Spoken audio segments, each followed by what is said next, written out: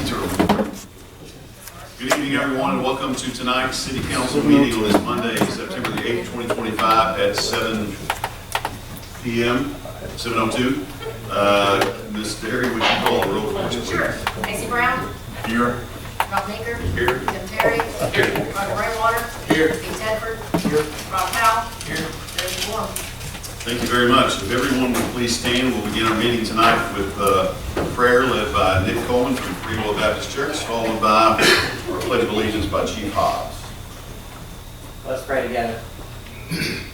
Well, God, we are thankful for the gifts that you have given us today, for the gift of life, the gift of health, the gift of friendship, and the gift of our community. Lord, more than all of those things, we are thankful for the gift of salvation that you have given to us through your Son, Jesus. Thank you for his life, his death, his resurrection. We thank you tonight that we can place our faith in him and turn from our sins and have a hope of heaven with you. We're thankful for that tonight. Lord, I do pray for our community leaders as they stand here in front of me, as they make decisions for those of us that live here. I pray, Lord, that you give them wisdom, that, Lord, they would think through the decisions that are in front of them even tonight, and that, Lord, they would make the best possible decisions in front of them. Lord, for the people standing behind them, I pray, Lord, that they would be supporters of these leaders that are in front of us. That, Lord, we would support, that we would encourage, that we would lift them up and be a help to them in any way that we can. Lord, we are thankful for where you have allowed us to live. We thank you for this community. I pray, Lord, tonight that we each can be a good neighbor to each other. Lord, we give you the praise for it tonight. In Jesus' name. Amen. Amen. Pledge allegiance to the flag of the United States of America and to the republic for which it stands, one nation, under God, indivisible, with liberty and justice for all. Thank you, Chief. Thank you, Reverend. As always, you have to stay for the whole meeting. But I can't watch you all night long, so if you slip out, you slip out. There you go. Thank you for being here. At this time, I would ask the council to consider approval of the minutes for the August 4th, 2025 regular city council meeting. I'll make that motion. Second. Thank you. We have a motion and second. Mr. Brown. Yes. Baker. Yes. Mr. Terry. Yes. Mr. Rainwater. Yes. Mr. Tedford. Mr. Powell. Yes. Thank you very much. Recognitions and acknowledgments. How about Miss Arkansas? Yeah.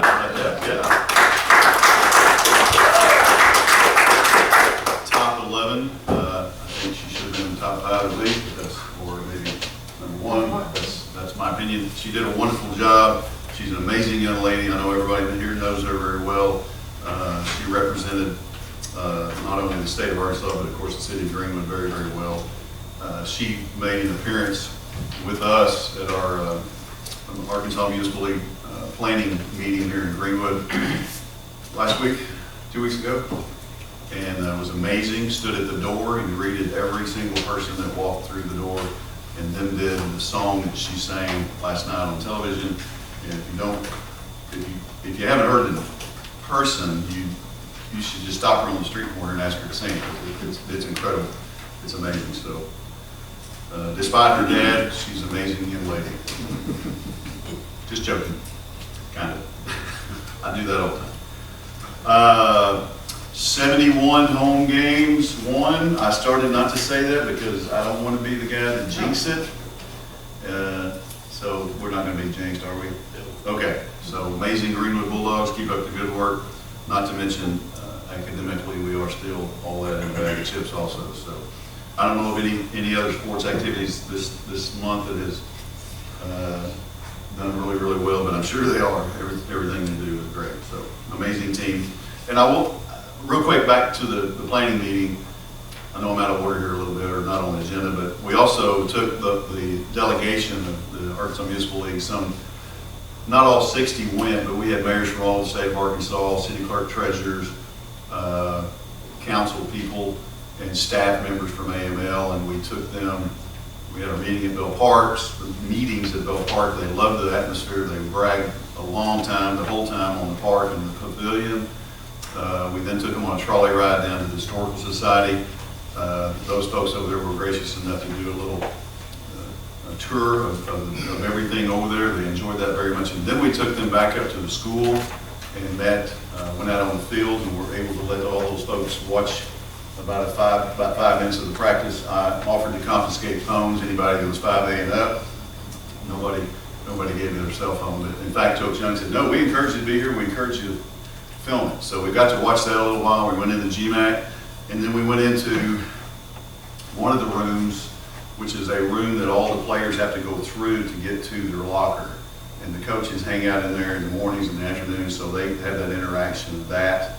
And Coach Young and Mr. Cecila did an incredible job of speaking to these delegates about a little bit about winning, but more about team and what it means to be a team and what it means for them to take care of these kids and vice versa. He had several of them in tears. I'm talking about the folks from all across the state to hear that, and that wasn't just about the 12 trophies in the other room, but these guys did an amazing job representing our town and our team. And so thank you to those guys. I've told them both, and well, I told Mr. Coach Young's hard to get a hold of him and tell him. So those guys did an amazing job. We appreciate it. Okay, and everybody left Greenwood thinking high things about Greenwood and how clean, and that was a big comment too, how nice everything looked and how clean, and just went on and on bragging. Thank you to Danielle Smith for organizing that, along with Karen, helped her a lot. Charlotte, of course, was part of it, but the staff did an amazing job getting it all ready, and everything was very seamless. So thank you to everybody for that. Committee reports. Kenny Sunday was here today and asked if he needed to be here, and I said, if you ever want any more money, you better start coming. He kind of laughed, and he said, I'll make it, but you got a report from him.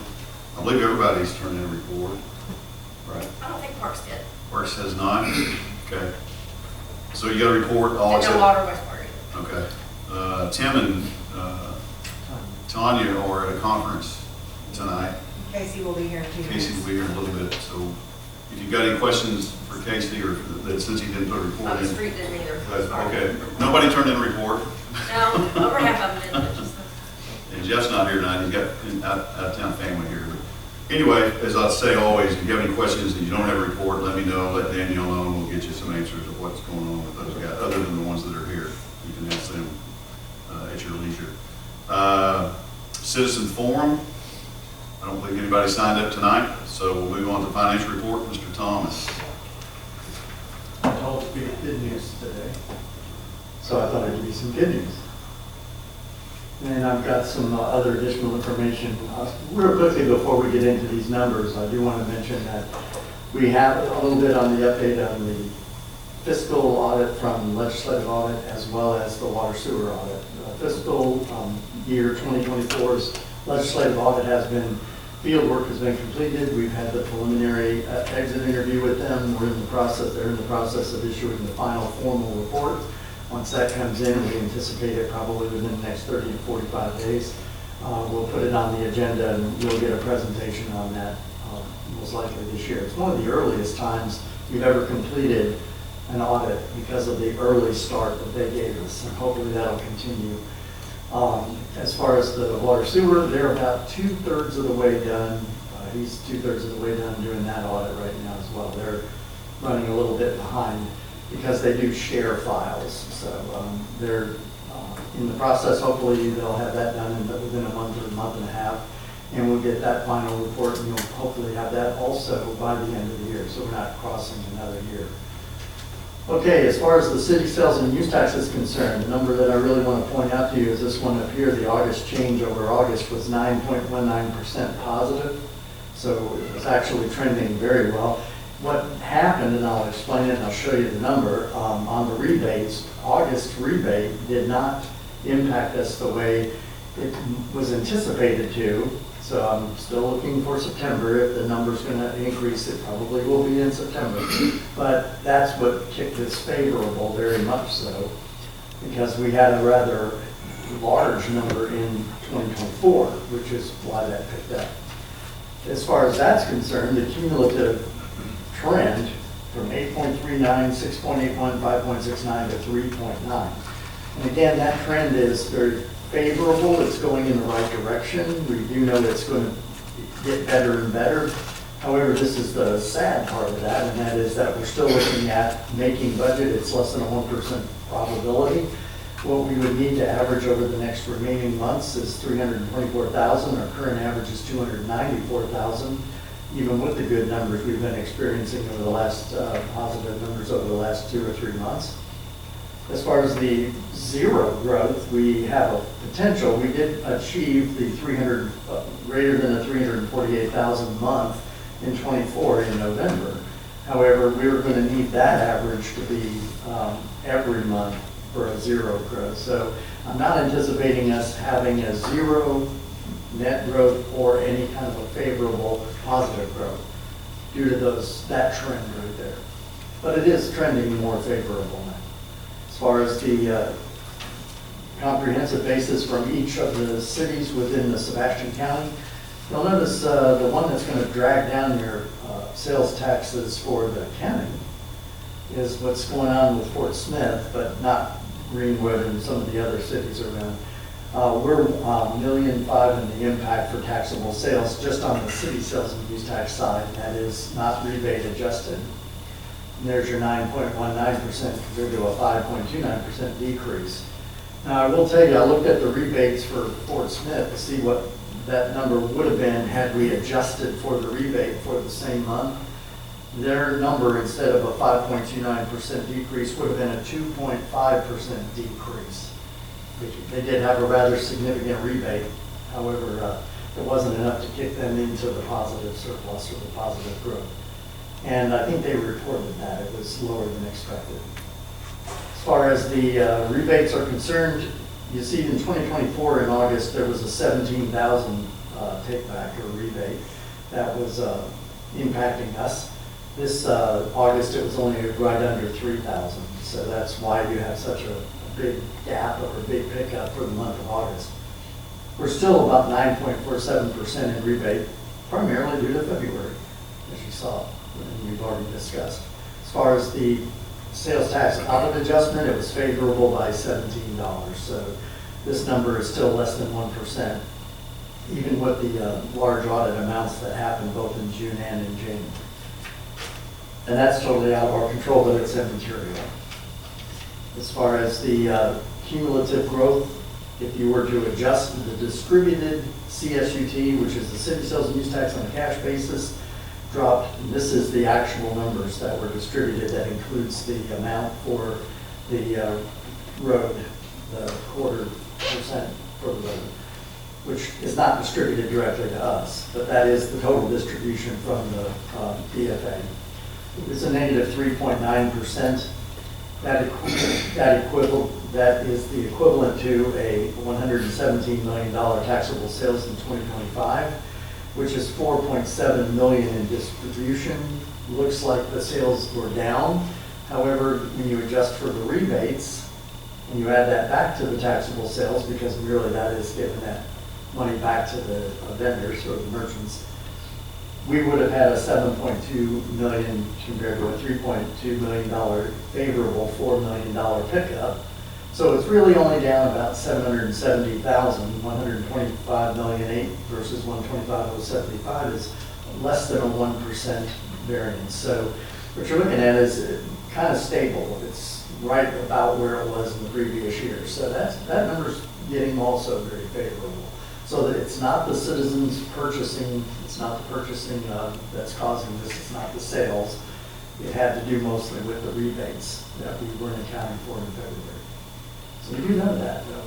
As far as the county sales tax is concerned, August change was a positive 0.53%, less than 1. However, you'll notice that the number didn't change that much. We're actually a 1.87% overall cumulative negative. And when you look at that probability as a 0% growth we had, we're less than 1% on that as well. We would have to average for the next remaining months. Average distribution was 214,000. We have a current average of 215,000, but we would need 222,000 just to reach last year's number. So it's less than 1%. We're going to get close on this county sales tax side, which is an operational based tax.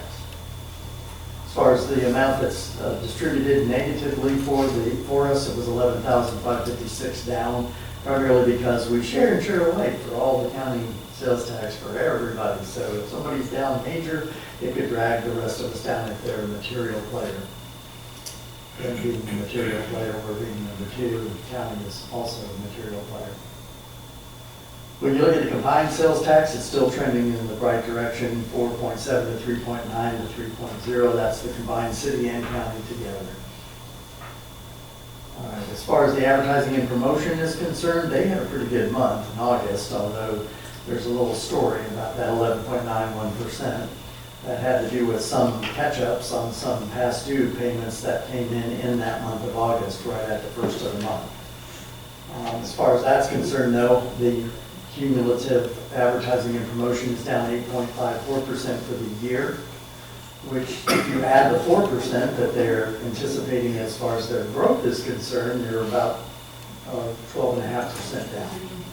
So it's still not where it needs to be. And that your trend line is positive for this year, mostly due to what just happened in that last month, in August. As far as the August's growth, these are all Augusts for the years 2018 to 25. You see there is a little bit of a pickup here right after the COVID period, and then you're looking at us still increasing as far as the amount of August to August to August to August comparisons. This is the year-to-date, January through August for each of those years, and you do see the decline in 2025 right here.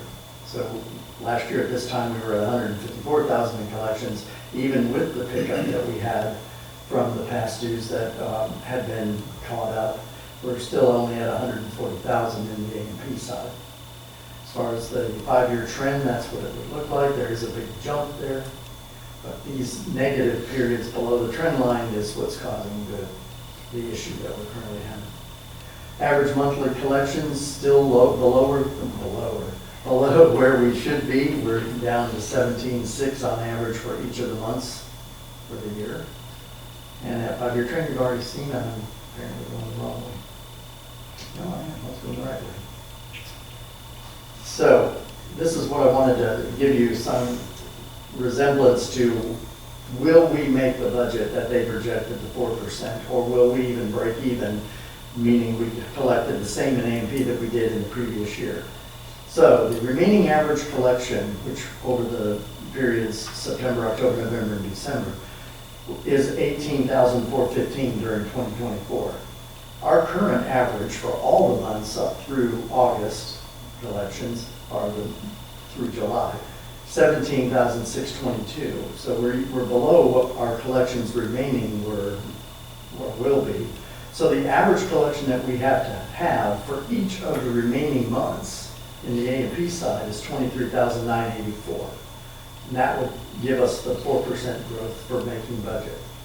There's less than a 1% probability that we would even break even. We would need $21,706, and that's about $4,000 less than what we're collecting each month now. So that's a little bit on the A&P side. As far as cash flow is concerned, there was a bunch of expense that had been spent now on capital projects, mostly the water sewer side. The net decrease in cash for the month of August was $746,000. The net decrease in cash for the year is $1.2 million. So we're down to $15.795 million. That number is not alarming because that number without the bond should be, if that we don't have yet for water sewer, there's no need. That number should be way lower than that. The bond would have brought us back to about $14 million, so that we're right in line. We're actually better than where we should be had the spending occurred at the rate we thought. So the decrease in the fund balance is 7.33% so far.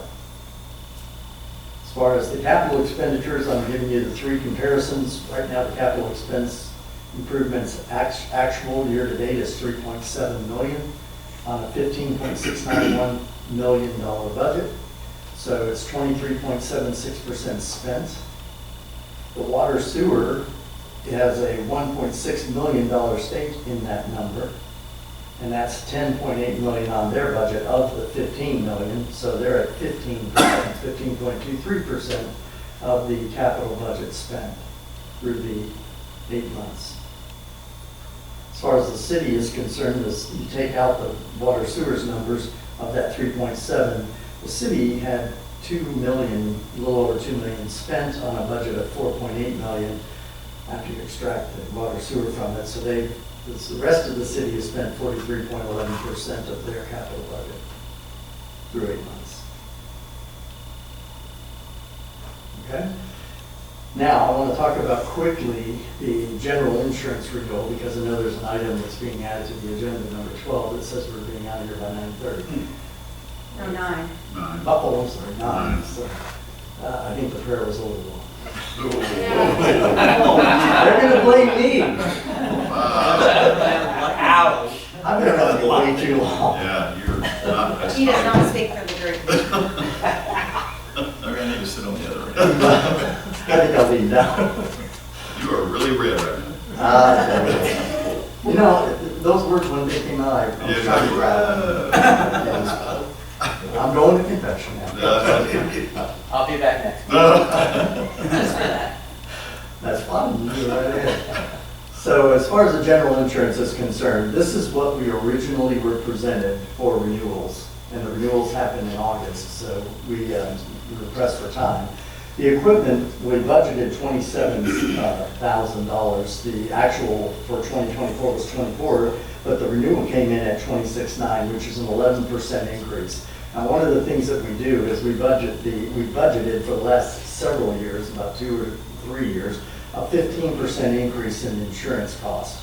And we were at 11 just on the equipment. On the deductible buyback, it went from an actual of 79,000 to the actual of 96,000 on the buyback, which is gap insurance for the deductible. As far as the 25 budget was concerned, we budgeted $91,000 for it, which from the actual, the change was a 21% increase over the 2024's number. So that's kind of alarming. The vehicles, however, came in at just under a 1% increase from the actual to actual and well below our budgeted amount. The property came in at a 22.83%. However, that number is skewed a little bit because there are 2 senior centers in that, because we still haven't finalized and turned over. We're still carrying insurance that was renewed.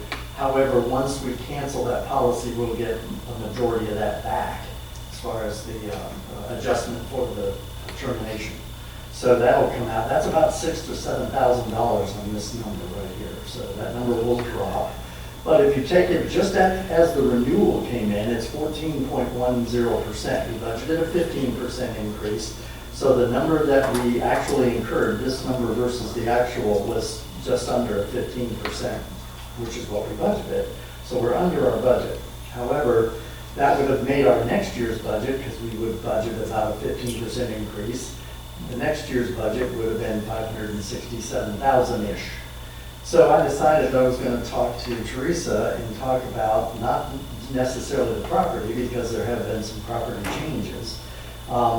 We needed to talk about this deductible buyback.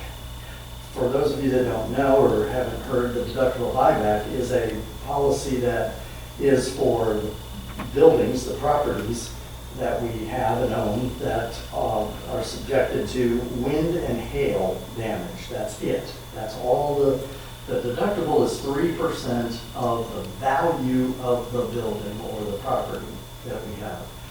And that basically says that if there is a catastrophic event, like a tornado, and it damaged, let's say, a large property, the exposure would be 3% of that value that we would be on the hook for, and the insurance would pick up the remainder of that.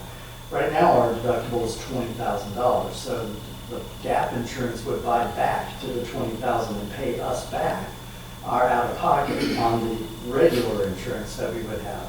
So on a $12 million water treatment plant or a sewer plant, you're looking at about a $360,000 exposure just on the deductibles to get that deductible back. And it's not saying the building's not insured, it's saying that's our exposure on the deductible side.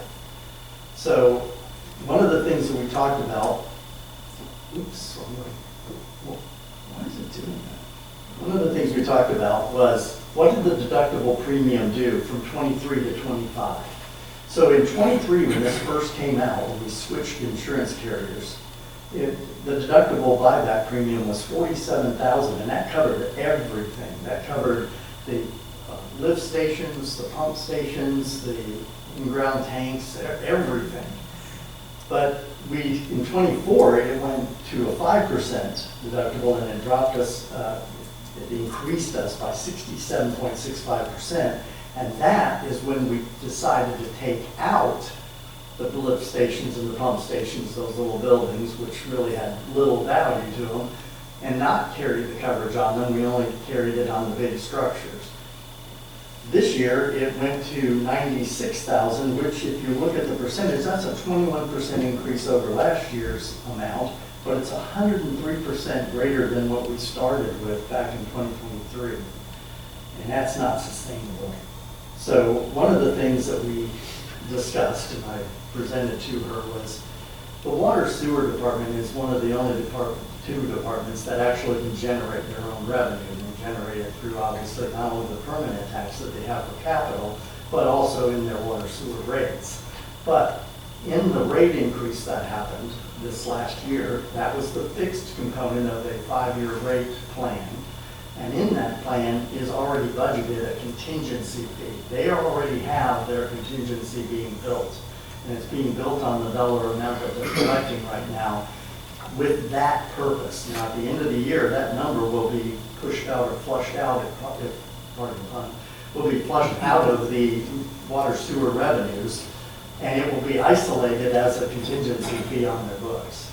So over a 3-year period, they will have enough money to cover all of this. So the gamble for them is a catastrophic event happening within the next 2 to 3 years, and that's it. After that, they'll have money already tucked away for those types of events. So it made sense to look at what would happen if we removed the water treatment and sewer treatment plants from the deductible buyback.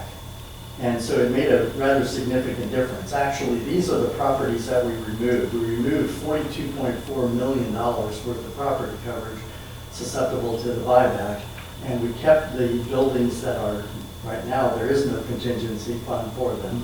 That would be $13 million in properties, which include the street, the fire station number 2, fire station number 1, senior center, city hall, and the police station. As far as the rest are concerned, it's all covered under the water sewer, which have the contingencies.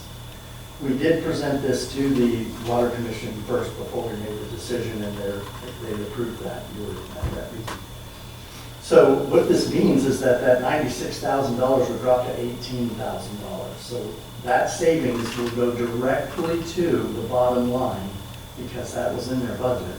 That money is not being incurred, $77,000, by the water sewer department. They are retaining that money now instead of having to spend that. Had they had the coverage, it would have been out of their pocket. It would have been right out of their revenue stream. So there was that trade-off that they took the $77,000 in hand versus and running the risk, but even a $300,000 one, they still have the ability to generate that revenue because they have a permanent tax and they have the contingency built into their rates. So that was the philosophy with this. So when you look at what happened, we actually made a considerable savings. We actually this year spent less than we did in 2024. We dropped our actual from last year to this year by 4% instead of increasing it by 15%. For the budget next year, it's also going to come in well below our budget this year. All that money is going to be passed through into the budget process this year. We wanted to let you know that because we wanted to be transparent as to what's happening with it. Could you go back to the previous slide? This one or this one? Yeah, that one's fine. Just the one that shows all the buildings. Mhm. So the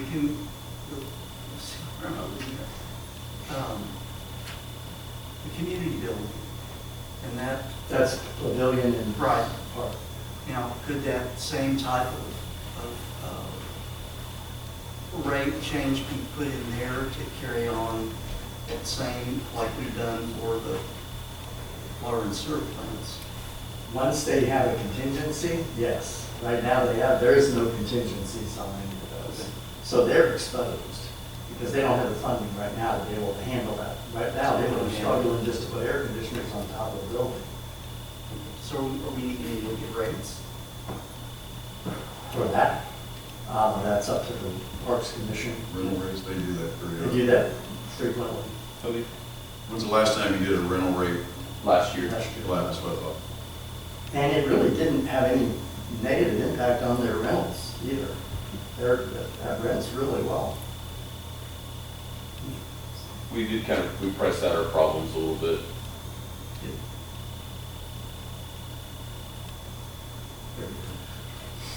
So that, Thank you for presenting that like that. That's exactly what I agree with you to do, it just like that. Thank you, Tom. You want to buy that at all? So when do you anticipate? All questions go to Tom. Okay, when do you anticipate the original senior citizen center will come off of our insurance? well, that is, actually is a question. That is my, very, very, very soon, we did another, I didn't, Stanhope and I and Jackie did a walkthrough to continue doing other things, because once we removed equipment, guess what we found? Holes in the wall and things like that needing to be repaired. But Stanhope recently did a walkthrough with Jackie. I didn't go, I didn't know that until afterwards, which is fine. And I didn't go because I didn't want to be there for Stanhope to go, what do you think? But so far, so good. We're getting very near. What's not been addressed are those buildings where the drive-through is, those little storage buildings. That's all they've ever been, other than the drive-through. I think there's certainly no disagreement, because Stanhope and I have discussed it, but that has not been addressed very much with our move out. We're very, very close. Interior of the main building is to his satisfaction. The outside, with a few exceptions, we missed a couple of parking spots when we painted because there were vehicles there as far as the striping. So we're real close. I'm hoping to be out of there certainly by the end of this month, if not before.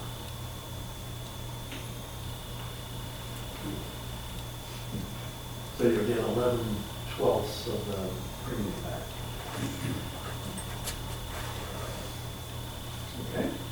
Is- Any questions, Yes. comments for Mr. Tom? Thank you, Tom. All right, thank you, sir. Agenda additions, we do have two. I'll say one is very official. Number 11 is a resolution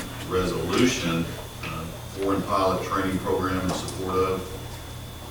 And then number 12 is the one that Danielle, I won't mention names, but Danielle added to get us out of here by 9 o'clock.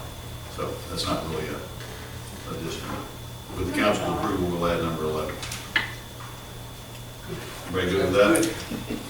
Okay. Old unfinished business, moving on. City attorney curative ordinance for A&P tax, table from the previous meeting on the first reading. Yeah, I'd like to ask for one more table on this. The committee's close to having that ready, but we had to get some procedures hashed out. And I believe we're about there on that. We actually couldn't meet today, so if we could table that one more month, it should be ready next month. Make a motion to table. Second. Motion second to table. Mr. Brown? Yes. Mr. Maker? Yes. Mr. Terry? Yes. Mr. Rainwater? Yes. Mr. Shepherd? Yes. Mr. Powell? Yes. Thank you all. Number 2, the new business is ordinance to declare a related party for roof replacement, first reading. This is on City Hall. Forrest Bean, his son, Jeff Bean, who is our employer of the Parks Department from Casey. And he is, does he own the building, the company? No, he's for Russell. Works for us, so we need to do this just to, as we've done in the past. Housekeeping measure? Yep.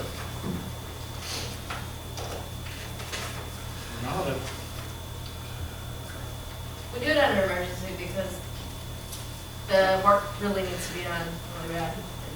And you can keep going with this. We're leaking. The work is or gonna we be have- done anyways. We have leaks quite severely in Tom's office, used to be my office. bathrooms, I think. Bathrooms, ladies rainy for day, it's sure. gonna, And anything else, anywhere else, Hunter, I know you're, The southern hallway, okay. I think there's another spot back in that back corner as well. And you don't know, everybody knows how leaks work. You may not show up, they may be all over the ceiling and not showing up just yet, so. Another reason for this, all this, Make a motion, we approve the resolution. No, it's an ordinance. Ordinance. It has to be must take law, so. this, Put it on first second. reading. I make a motion, we put it on first reading. but, I got a motion, a second from Mr. Terry first. Mr. Brown? Yes. Mr. Meeker? Yes. Mr. Terry? Yes. Mr. Rainwater? Yes. Mr. Shepherd? Yes. Mr. Powell? Yes. It's unanimous. An ordinance authorizing the city of Greenwood to conduct business with forced being, declaring an emergency or for other purposes. Make a motion to suspend the rules and waive the second and third reading. Second. Motion second. Mr. Brown? Yes. Mr. Meeker? Yes. Mr. Terry? Yes. Mr. Rainwater? Yes. Mr. Shepherd? Yes. Mr. Powell? Yes. Unanimous. Did you need to read that sometime? Already She did. did. After the- I'm going really fast. Second. Motion second to adopt. Mr. Brown? Yes. Mr. Meeker? Yes. Mr. Terry? Yes. Mr. Rainwater? Yes. Mr. Shepherd? Yes. And Mr. Powell? Yes. Unanimous. Motion to enact emergency clause. Second. Motion second to enact emergency clause. Mr. Brown? Yes. Mr. Meeker? Yes. Mr. Terry? Yes. Mr. Rainwater? Yes. Mr. Shepherd? Yes. And Mr. Powell? Yes. Thank you very much.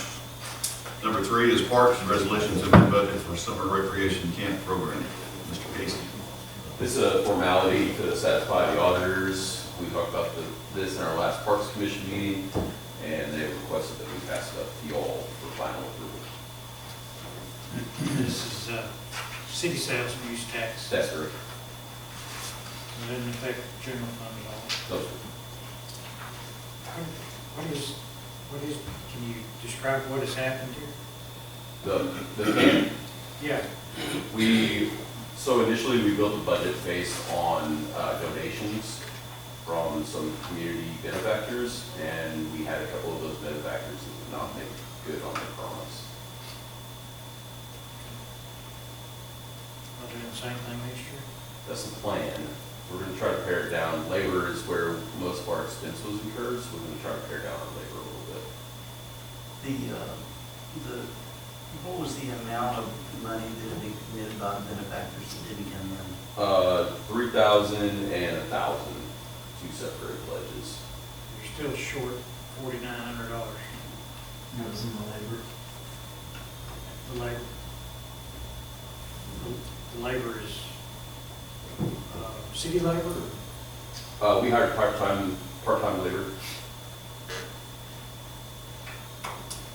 And that's just, what does that labor do? Just help with run the games and whatever you got going on? Run the camp and go part of the pool. Now, was the camp total, was it free or was there a cost? I mean, like a tuition cost? It was 80 a week. It was 80 a week? And if you didn't, just a little FYI, if you drove through the park anytime during this camp, I was impressed with the groups. It reminded me of church camp a little bit. It wasn't church camp, but they were all split up into different groups doing different things all over the park with students from high school, I think mostly doing that. And I don't know what went on at the pavilion. And they also took a ride down to the splash The pad. pavilion was just kind of home base. Okay. Did they use a splash pad every day? Oh, yeah. So it was cool. Was it for 4 weeks? It was. How many participants? Total slots, I think we had close to 300. I was gonna say ministerially speaking, but he actually slipped out, didn't he? I know. He is sneaky, okay. You had to be there when I. Other than the money, was it a success? I thought it was Success. awesome, and we had several parks commissioners that said it was the best, one of the best uses of the money that we could make. My grandson attended. Right. I think your grandkids came too, right? Yeah. I'll make a motion to approve the Steve, didn't you try to resolution. sneak in? Mr. GQ himself. I have a motion and a second. Mr. Brown? Yes. Mr. Meeker? Yes. Mr. Terry? Yes. Mr. Rainwater? Yes. Mr. Shepherd? What was I? Yes. Powell? Yes. Unanimous. Thank you very much. Thank you. Good job, you can. Okay. Wow. I might repeat that. Number 4, city clerk resolution authorizes records destruction. So we don't normally do resolutions for these weirdly. The reason why I'm doing it now is because I tried to search back in the record to see when is the last list, and it was really hard to find because we did not adopt it by resolution. It was just done in minutes. When you destroy stuff, you can't find records. Well, very funny. We are to have a record of this destruction. Anyway, it's time to do it again. I make a motion, we pass this resolution. Second. Motion second to pass the resolution. Mr. Brown? Yes. Mr. Meeker? Yes. Mr. Terry? Yes. Mr. Rainwater? Yes. Mr. Tedford? Yes. Mr. Powell? Yes. Unanimous. Thank you. Number 5 is clerk, again, ordinance adopting 2026 millage rate. This happens every year. We are at the max 5 mills that we can get allowable by law. I Far as I know. make a motion, we pass this ordinance by title only. I'll second. First Put it on first reading by Yes, title ma'am. only. Motion second. Mr. Brown? Yes. Mr. Meeker? Yes. Mr. Terry? Yes. Mr. Rainwater? Yes. Mr. Tedford? Yes. Mr. Powell? Yes. It's unanimous. An ordinance assessing a 5 mil tax on real and personal property within the corporate limits consistent with Arkansas for the year 2026, declaring an emergency for other purposes. I make a motion, we suspend the rules and waive the second and the third reading. Second. Motion second. Mr. Brown? Yes. Mr. Meeker? Yes. Mr. Terry? Yes. Mr. Rainwater? Yes. Mr. Tedford? Mr. Powell? Yes. It's unanimous. I will say, we can either just adopt this all the way tonight, or you can let it wait another month. I mean, I can't imagine it ever needing to be, you know. But the thing is that we used to do this under emergency every single time because we made it wait till October. I do it in September now, to just kind of make it, have it go a month. Let's let it wait a month. All right, I'm just saying that. So we waived that, but we'll go ahead and adopt it next month, right? Okay. Gotcha. Very good. Thank you all. Number 6 is the sales tax collection, very, very important time. Mr. Purvis, if you'd like to come up and address this. The day after the last budget meeting, I came over to City Hall to visit Sonny about something, and I have to mention something about the budget meeting that I had on my calendar for that night, and I was told, yeah, it was last night, and oh, by the way, we think you and your committee need to work on the election, so I think I was volunteered for not showing up. The legislature changed the way special elections are done. I think most of you are aware of that. They have to be now either at the primary or the general election. No more picking a oddball date in April or July or whatever. It has to be at one of the 2 general elections. Next year, that means March 3rd, November 4th. Those are the 2 dates that we can pick. We kicked it around a lot. I think everybody at City Hall has kicked around the staff heads. I've talked to several people in the community. We recommend that we try to put this on the ballot March 3rd for several reasons. One, you have a more educated electorate vote in the primary. You have your senior citizens, the people who are more aware of what's going on. They're a little more serious about voting, and we think that's the people that will be understanding this is vital to City of Greenwood, and we've got a good chance of getting their vote. One of the things I found out really interesting, I talked to 8 different people at 4 different offices on county and state level to find out what the deadline is for getting it on the ballot. Nobody knew. The deadline is 70 days prior to the election. And I finally talked to the attorney for the Arkansas Election Commission this morning and got the last piece of that information. We got the code and the numbers and everything. Travis, in case you need to know, I've got the code number written down here too. You need to check.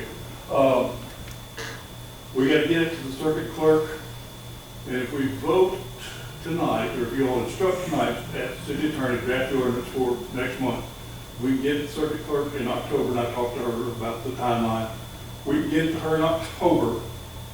Then if there's a mistake, then we've got another meeting to come back and correct something. And it shouldn't be, but I'll be able to take the last ordinance that we've already used and change the names and dates to protect the innocent. We started on it, we've got opened a bank account, we've got our signatures on there. We've made tentative arrangements for the circuit clerk to come down and do a voter registration. I've asked Mr. Cecil if we can do like we did several years ago, get the seniors together, give them a little pep talk, get them all registered. We'll start arranging places to go. I've got quotes coming on signs and a couple other things like that. So if you all approve starting that election for the March 3rd, then committee will actually start working on putting a campaign together and get ahead of it. And I think we've got still a similar plan to what we did before, but I think we figured out all the details. Is there anything I'm missing that you guys need to know about? And, we'll be optimistic, we're going to go in and try to win. We do it in March. For some reason we fail, we've got another shot.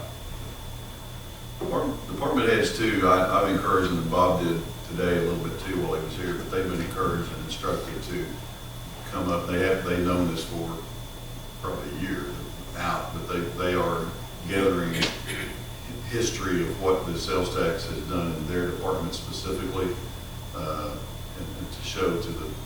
Yeah, we look at all the things we've done, fire department, and all the things. I think this is an easy sell. We just have to, in a kind of an anti-tax era and mood, we just have to we have to educate people, let them know, y'all like having a good fire department, well, that's what pays for it. Y'all like what your city department, this is what pays for it. And the other things that have been done. And it's just a continuance of the tax, it's not an increase. Right, yeah, just a continuance, things, nothing changes. So we'll do the campaign part, if you guys will. It's great to show what we've done, but it's even more important to say this is what we will do. Yeah. And thank you, Bob, for leading the charge. Yep. That's Thanks been a huge help. volunteering. Yeah, I really it was And amazing how many people that, you think this, they do this all day, every day. And the question was, what's our deadline, how many days? Not a single person did. My only question is, what happens to the gray area either from March to December or from December to now? You're still under that previous, it doesn't null and void. It goes all the way through the end of December next year. It expires December 31. Okay. So what we do have to remember to do when we pass it, we have to be sure to do the proper forms down to the state finance and revenue office so we don't miss it for a quarter. Hate to pass it and not. Oh, believe me. Van Buren and Barling have both, Crawford County and Barling have both done that in the last 2 years. Forgot. It happened once here. You don't get taxed for 3 months. That's right. How do you plan on raising money for advertising? Pass plate. It's like we always do that kind of thing. We'll put the arm on people. I open a bank account today. And we won't need a lot because we're going to buy yard signs, both the small ones and the larger ones. We may want to actually pay for a little print advertising. We don't have a TV station we can go buy ads on or anything like that. So we'll concentrate on the Facebook presence and some of those other things. We'll use Mark in my office to do a lot of that because he's good at it. So, What's the date of the election? March 3rd. And that's what you're asking for? Yeah, I think that's my recommendation. Like I said, gives us 2 chances, but I think that's got the best chance of passing in that election too. Do you have someone in different areas to try to raise, I guess what I'm asking, do you want me to try to raise some money with the fire department personnel? Yeah. Yes, yeah. I plan on raising courage to come to a fire meeting and talk to everybody and do several of those things. So. Do city employees have to be careful? Officials, city officials and city employees, do we have to be careful? If they're employees of the city of Greenwood, we can't actively. Yes, it can. We can? Yes. It's not the same set of rules as Tim running for office. Okay. It's a question for a measure that benefits the body, in this case, the system. So like A&P could lobby on something that benefited them. So there are some places you go where some of the can't do. It's still not a good idea to overtly campaign on city time. But that's just because a lot of people don't understand. Keep it clean. Don't go to every plant question. But after 8 to 5 or something? Oh yeah. Or before? But as far as presenting information, not a problem.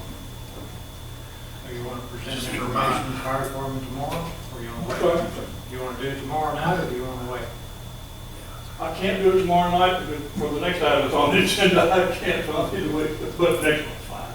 Well, so do we need a motion to try to make the March 3rd deadline? I'll just add it to the next agenda, we'll just have it, the ordinance.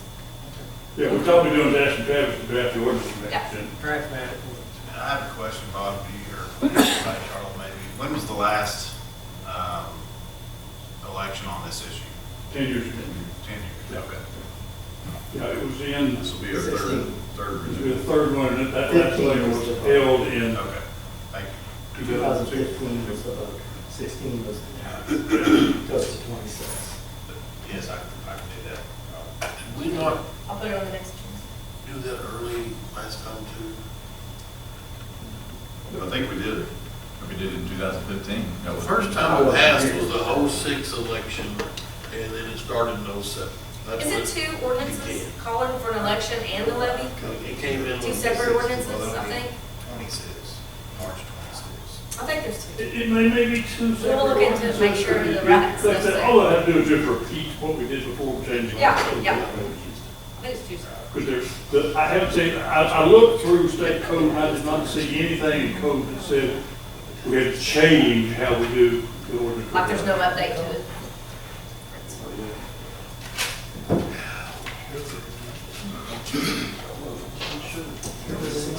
We appreciate it, Bob. Anything else? Travis, do you know that code section on state law? Yes, sir. Yes, sir. Thank you. 7:11, we will prove it. Right, thank you. So, you touched on a good point, William Road, I think, is that what's been done in the past is what's been done in the past, and we need to show it, but for the new people especially, in the old, that need to know what the plan is. So, they've got that too. Other than just wanting money, what are you going to Right, do with it? sure. That's what's going to And what we'll do, like we did with the election for the bypass, we'll do it on the Tony show, you know, last time I come, last solo was the mayor, we went around and Doug does very, very well with a lot of this, so he's gonna get in front of a lot of that. We do have to be careful, make sure we do it, we say we're going to do. If the parks went out and said we're going to build an indoor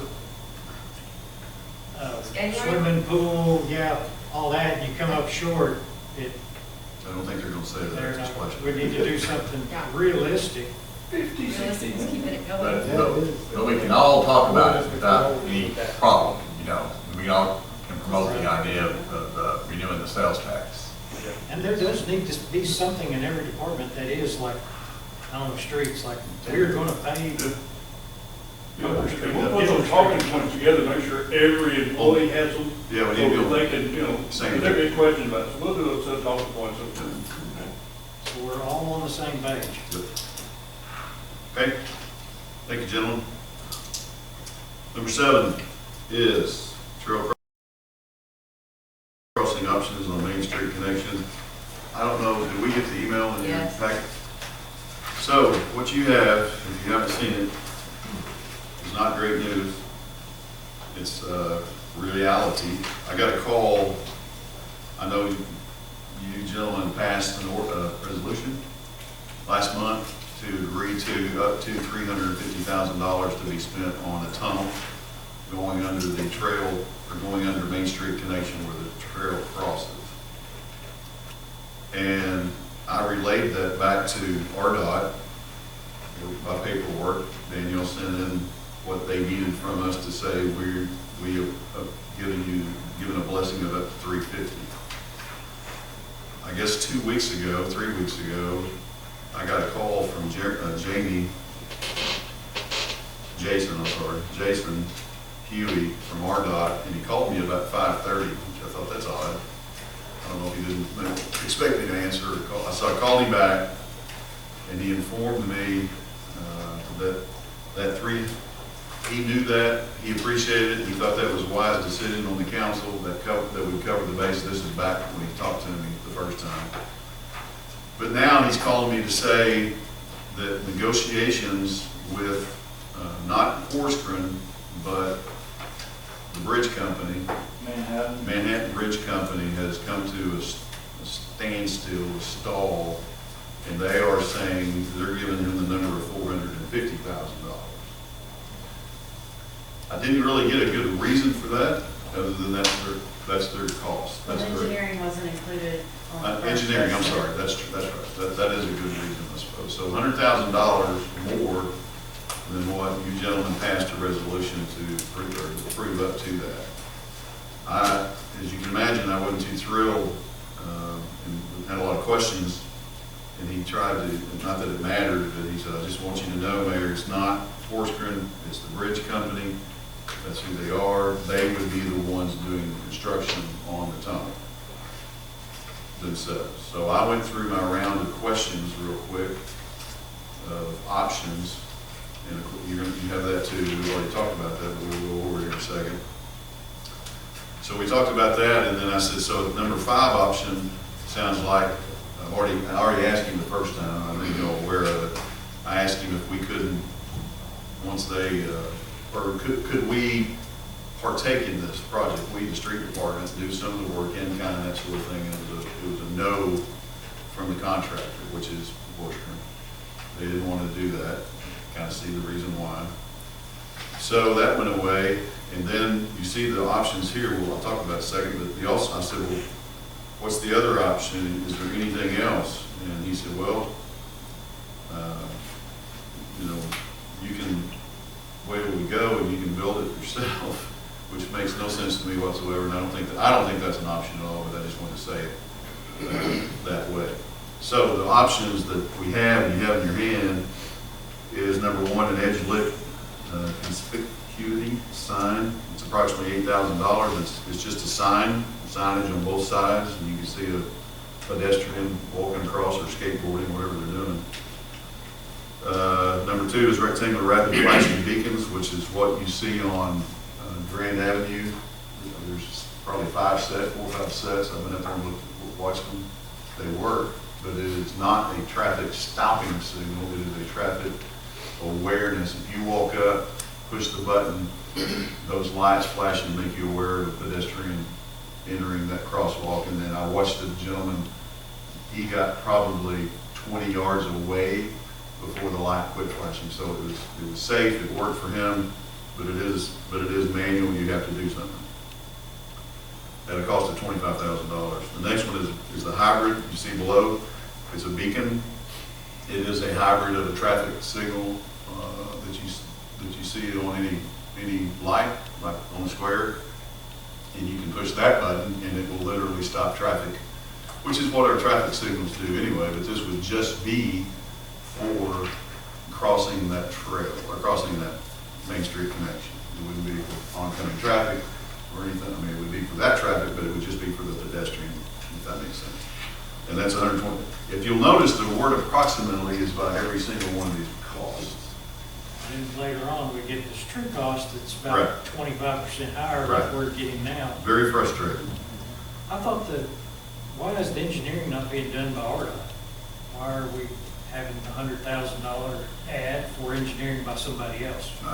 I suppose, and I had a lot of questions, and I didn't call. We invited Jason here tonight, and I'm not.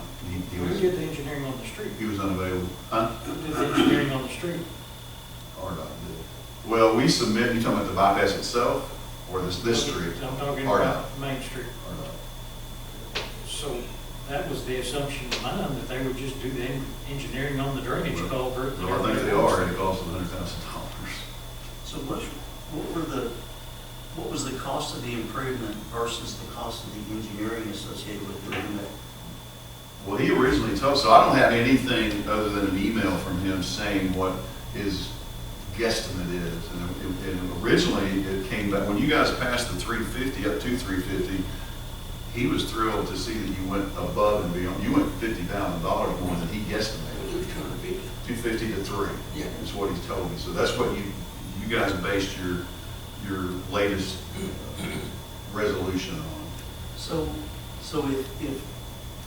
if they were saying the cost was going to be somewhere between 250 and 300,000, then that puts the engineering at 150 to 200,000 dollars. If you go with a low number, yeah. I would never go with a low number from anybody. But what I'm But saying no, I is agree. that seems like a lot of engineering for that cost of a project. So where's Sounds like it's the, Veterans Street all over again. yeah, so where, Danielle, I put you on the spot, where did, I know he said that and we got, is that an email that he I'm made? looking back on the emails, I mean, that was said, I believe, on the phone at one time. I don't know that we have that. But then he also said that the contractor submitted a total of 416,000, but then including existing contract items needed for the construction brings the total to approximately 450,000. If we could get a breakout. I don't expect that he expects you to vote and to give another thumbs up on 450 without having something for you to look at. And I don't expect you to either. Tom, how much is in the sidewalk fund? Sidewalk fund wouldn't cover any of this. Sidewalk fund wouldn't cover any of this. There's that sidewalk that you're talking about is the phase 2. You want to divert that money, is what you're saying? No, I was just wondering. Oh, you mean just our regular fund? Sidewalk fund is funded $150,000 per year or two from the street department over to the sidewalk fund, plus the permits that come in. And I could lower this and show. So while you're pondering what I just said, I'm sorry. So Jason won't do the, RDOT will not do the engineering on it. I don't know that, I don't want to say because I don't know. There's, the real that's time, answer. could Jason give us a conceptual plan of what we'd be talking about? Because a lot of times we're approving things that we don't even know what it really looks like, and then they're jacking it up on us. I completely understand, don't disagree with you whatsoever. So I'm expecting, I'll be on the phone with Jason tomorrow. I've I like just emailed Jason. him also asking for a breakdown of the total cost. I just emailed Jason You right did? now asking Okay. for a breakdown of all the total costs. So with the we may total. get that sooner than later, and I'm not trying to be, And I'm not asking for engineering, I'm just asking, Yeah. could we have a simple conceptual Yeah. plan that we could look at? I tell you, I appreciate Jason. I think he's helpful for us. He's been a good partner for us. But if I can't get what I need and what I think you need, I'll go up the ladder a little bit. Well, what is the time schedule though? I mean, when would we be like, oh, we're already past that? Well, you know, that's never been said to me, and I'm not said to them, what does this mean? What does this look like? I mean, and I don't know the whole plan of all this. I don't pretend to know how all this is working. But before they turn, they'll have to open the Main Street connection before they'll destroy this area here, take out 2 bridges and, start on that, right? I mean, they're already building the bridge, but before they shut that down, we will have to be able to get onto that new bypass by way of that, either end, but by that Main Street. That's my philosophy. That's not been said to me specific, but I think that's how it'll be. So I don't think it's going to be a while. I don't think there's a big urgency of it. That's just me, but I'll ask that too. So, yeah, to me, because if they already kind of like, say, oh, Well, they built over it. Yeah, If they you already built over if it. you go over there right now, it looks, there's a road over it. And if we said, I haven't seen the plans for this, but if we said we're going with option 1, 2, or 3, signage, lights, or lights, they will then have to come back and what I keep calling bevel up to that road from the trail. Which is going to be nothing for them The original to accomplish. plat, if you will, had bevels, Yeah, that would be what was originally a designed. fan out, if you will, Yeah. where mid. Yeah, and you got it, because it's a good 14 feet, just on here, 13 or 14 foot higher than the trail now. The road bed. So, And that's not a complete road bed. so this estimate for now, 450, Yes. does that account for what we'll be saving by not having to repave the trail, rebuild it up to get up to that crossing? There's cost there. So is that drawn out of this 450? I haven't asked that question. So what will we be saving by doing this? It's a good question. Let's just say for kicks, and I don't know, but let's just say for kicks, $50,000, Right. as a savings, that's lowers your new number. Right. So right now, they're saying it costs 450, but they had money budgeted in to do whatever the heck they were going to Right. do. There's no way that, I would say yes, because there's no way they could have left us a ladder to climb on. So can we find that out from Jason? 'Cause Yeah, we wrote it down. that would be a figure that he knows Yes. of what was in there to make this Yeah. transition. Sure. Yeah. And we can subtract that out. Maybe we're closer to what we What we originally. think. And I think, I want to ask Tom to elaborate a little bit. He already did last month, but Mr. Brown was asking a question about where's some other money. So if you take that and go with it, if you were going to consider this new cost. So when we start looking at these others, what did we have now? I mean, what was going to happen The now? signage. Signage. Well, I know when you get to the lights, you're really raising the cost, and then they take maintenance, and we're not very good at maintenance. Oh, so am I to lead back on your trail, let's just say nothing happens and all these, what do, number one, the part of the trail that's been destroyed that's gonna go up to the deal and back down, is that we're gonna be responsible for repaving that? No. What he's asking, if we decided to go with the tunnel, if I'm all right, if we decide to go with the tunnel, and they're not going to, they'll just cut the road out, and there'll be a big hole, and they'll build a tunnel and a road over the top of it. What we will not have to have them do is bevel up to the trail on either side. That should be a savings. So we need to find out if they were planning on paying for that repave. Oh, yeah. I mean, I'm sure they would, I don't know why. Right. So those are the questions and that we don't have answers, I'll find the answers to. But if you don't mind, Tom, give me a little. First, in answer to your question, there's 88,000 in the sidewalk fund right now. This is the actual revenue and expenditures for this year, the current year. There's already been 60,000 on the phase 2 in Crafton and Tall, or Crafton Tall, whatever it's called, engineering. And then the rest is the sales permit fees that came in the county tax. That 150,000 from street has not been transferred into it, so it'd be somewhere in the neighborhood of about 152, a little over 200,000 altogether in that fund with that 150,000 transferred. Anything else that comes in as far as permit fees and the remaining amount of county sales tax. Because they get 1%. So that's in there. Now, as far as the rest of the funding is concerned, you have FEMA, that FEMA project that's been sort of abandoned, and I think we've officially done that. So there's $380,000 there. That was the 20% of the total of the whole project that's in the budget right now. So that is divertible to this project. There's 70,000 more than what would have been in that in order to cover it. And we talked about the possibility if that's not available, in any other city savings on the general fund side, you still can go after an operating loan for whatever you wanted to for the public safety concern of crossing that road versus going under it. I thought the FEMA money had gotten diverted to the turn lane on Mount Harmony, off I-18 in Mount Harmony. You've got that too.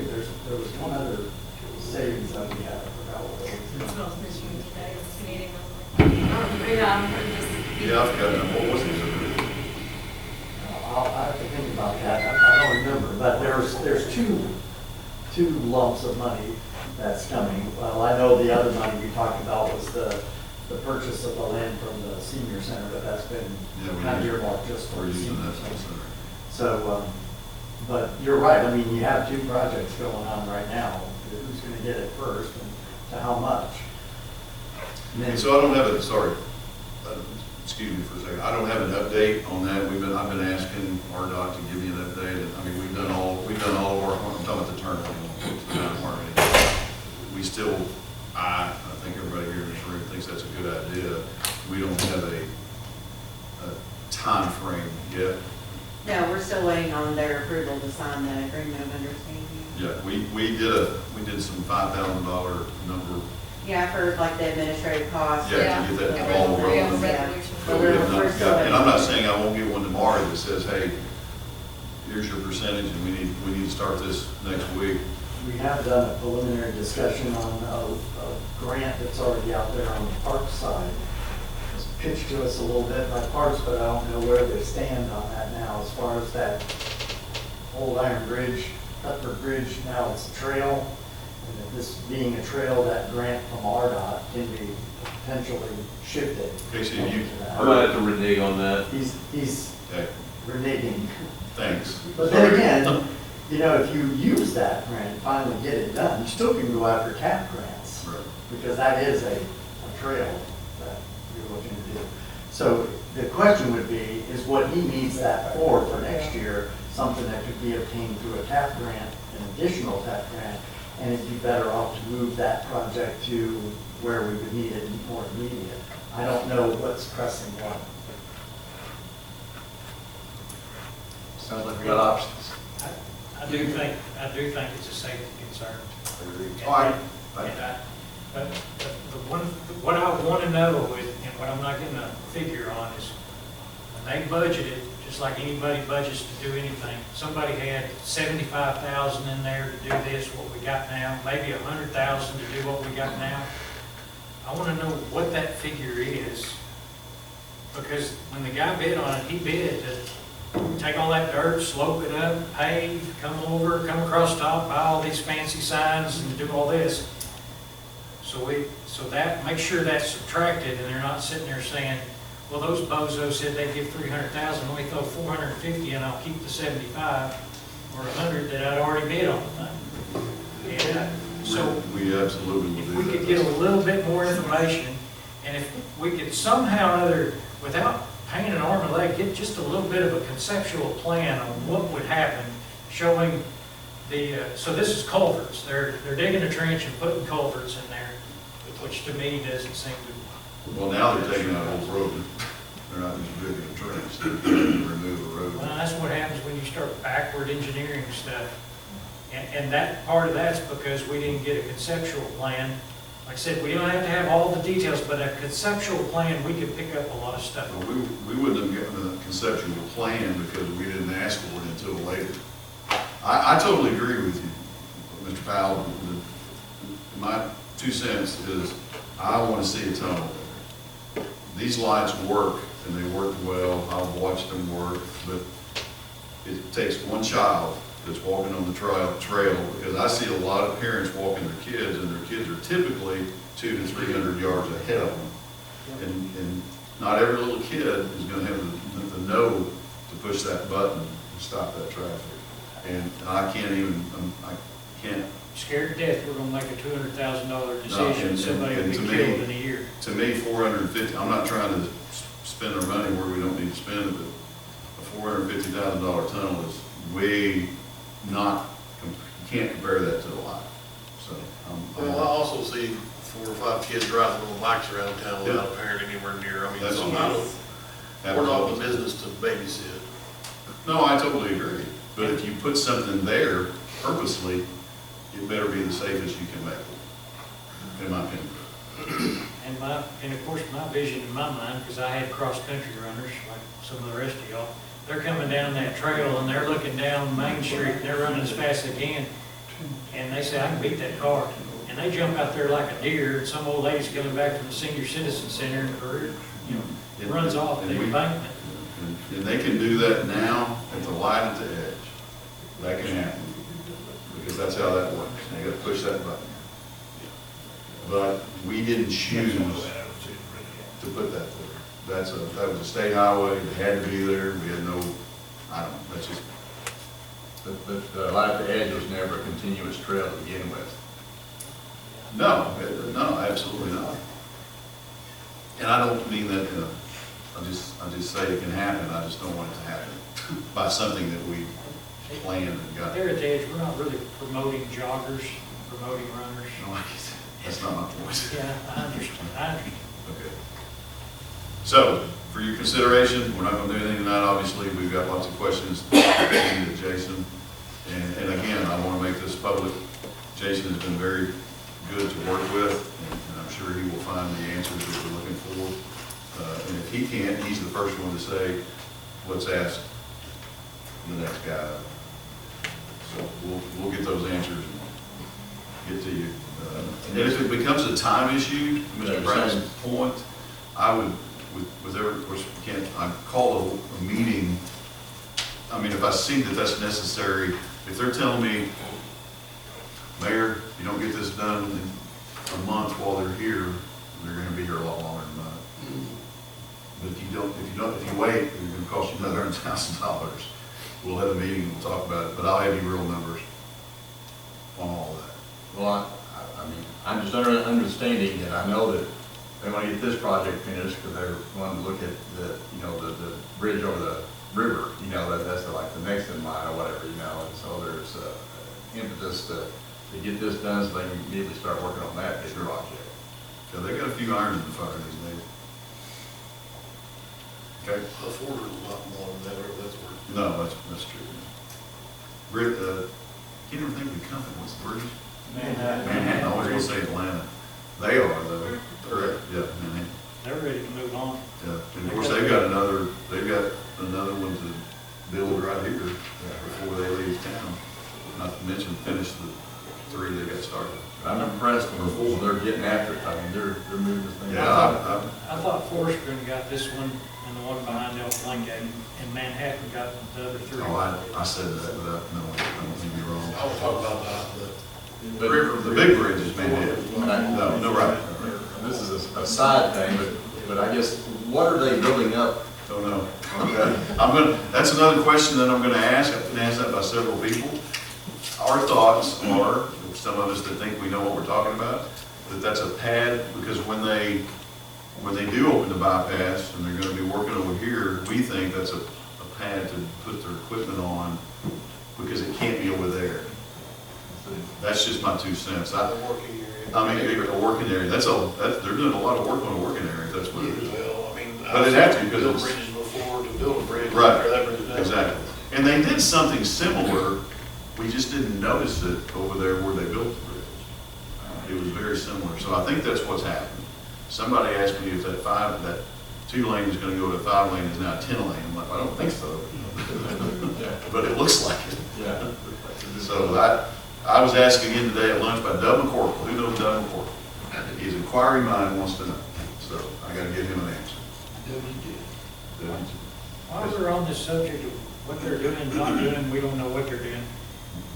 It would be great if where they're building this up, or the old highway is going to be abandoned, they could leave us access down to Vashgrass Creek, so people could gain access down there. Yeah, we talked to him a little bit about that during the planning. I don't know that it's in a written format You want anywhere. people to access Vashgrass Creek right there at that point. I would think about that. I'd like to see the old highway, the trail, be turned into a trail, because it's already there. Bollards and both Messing ends. with the creek right there. It will just- Maybe 80 yards or half a mile south. Oh, because it's so low, and you have to go through all. Well, there's some stuff getting dumped right there. Yeah, there's a lot of stuff dumped right there. But The sewer. Oh, I was thinking he was going to the Cub Scouts go whitewater rafting. That's not really the spot. there isn't much whitewater rafting. Well, I know. The water's cleaner than the water it's dumping into. Yeah, the water's super clear, This part is 100%. pretty clean. Yeah, you dive in, boys. Or drinking. We are. Brad always claimed you could take a cup and drink it. And it's Well, we're watering our golf course with it, it works very well. I was told, when I was at the Boys and Girls Club and we put in that system out there, I was told by the guys that put it in, when we get done, you take a cup down there at the end of it, and I said, well, you should do it first and then I'll not do it behind you. But that does make sense. You just go out there and fish. You want. I can do it. Yeah. It might could at some point turn into more than what it is if we had that good access to it. Yeah, I'd be for that. And the old highway, you just put bollards at both ends and just let kids go down through their strollers and I've seen bicycles. that, I've seen that a few places. Over in Oklahoma. Sardis Lake. Sardis Lake. So before they charge us to tear the whole thing out, maybe they could. I'll ask after I get through other questions. All right, any other discussion? We'll get back with you ASAP on that. I knew that would be a thing, as it should be. Number 8 is, I'm asking for compensation for employees performing code enforcement duties. Obvious to everybody, I've announced it before, it's Danielle. It amounts to, I don't know if I've given you this information, Tom has it. The low entry level of the code enforcement officer is $30,996.58, which is a $14.90 per hour. Danielle's been doing this since April of '25. She's been working on it for doing that job along with the other jobs that I give her for 4 months. It's 640 hours, 40 hours a week. That's how much time you would be spending, but we're looking at a half part-time, 320 hours, and a half hour rate is $7.50 an hour times 320. So I'm recommending and asking, I guess I could have just done this without, to me it's very administrative, but I wanted you to know and let you know what we're doing. It's $7.45 an hour times 320 is $2,840. Is it okay to pay a salary employee an hourly rate? Do you need a contract or something? You know what I mean, for labor law? You're basing it on an hourly rate. Right. You're just paying a lump sum. Right, it's not. I was paid to And be she park was- center on that salary also. Yeah, she did this back in the Parks days when we were without, That's what Lois when Tammy was out. when Tammy was out.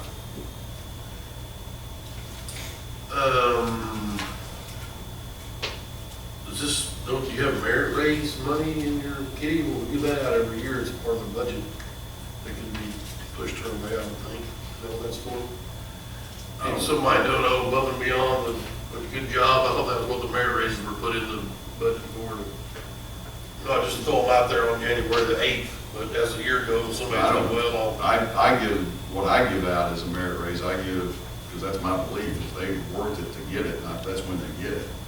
There are departments within the city that don't do that. But to answer your question, no. So you base the merit raise on like what they did last year, basically? Correct. And this is not just something this is a whole other real job that I messed up by not just, anyway, it doesn't matter. This is a whole nother job. It's a standalone job that we don't have anybody in that position right now. Is this just a one-time check cutting or you? If she continues to do it, which it's either I have her do it or we don't do it at all somehow, or I get other people to do it, I would come back and ask again for another amount before it's decided what to do with the job. And we're not putting that position in the budget next year? I want to, I'm asking you to, yes, definitely. I want to hire a code enforcement officer, standalone code enforcement officer that would work under the planning department like it used to be. You know, I separated them, I think it was a wise choice. I think the animal control is beautiful. I hate that. I think that's working perfectly under the police department. Chief took that on, not reluctantly, but wasn't excited about it, but I appreciate him doing it, and that's working really well. Code enforcement is a different animal, and we talk about code enforcement about lawns a lot, and it is about lawns a lot, but it's also about structure issues, abandoned cars. Well, this is something she should not be doing anything, she should have nothing to do with code enforcement, period. I agree, that's why I don't even know why that's your call, obviously. So, well, two things. One, I mean, was she the only one doing this? I mean, well, I mean, just the code enforcement stuff, whatever it was. Before Kyla was doing both jobs. Well, since Kyle left. Since she left, it's been Daniel. Just Daniel. Correct. The only thing. I mean, let me back up. She has gone out, she does her driving around. I help her. We'll go driving around and she's writing stuff down while I'm driving. I've used Erin Danielle, who is Cagle, who is our receptionist. I've used her, or maybe I should say Erin Danielle has been able to use her a little bit, but primarily it's been Danielle. I just kind of think it sets a bad precedent, because what if you have, you know, a position in law enforcement that they can't fill, everybody else has to fill in for that position, kind of pick up the slack. So do you split the salary of all the other officers that have been filling in for that one vacant position?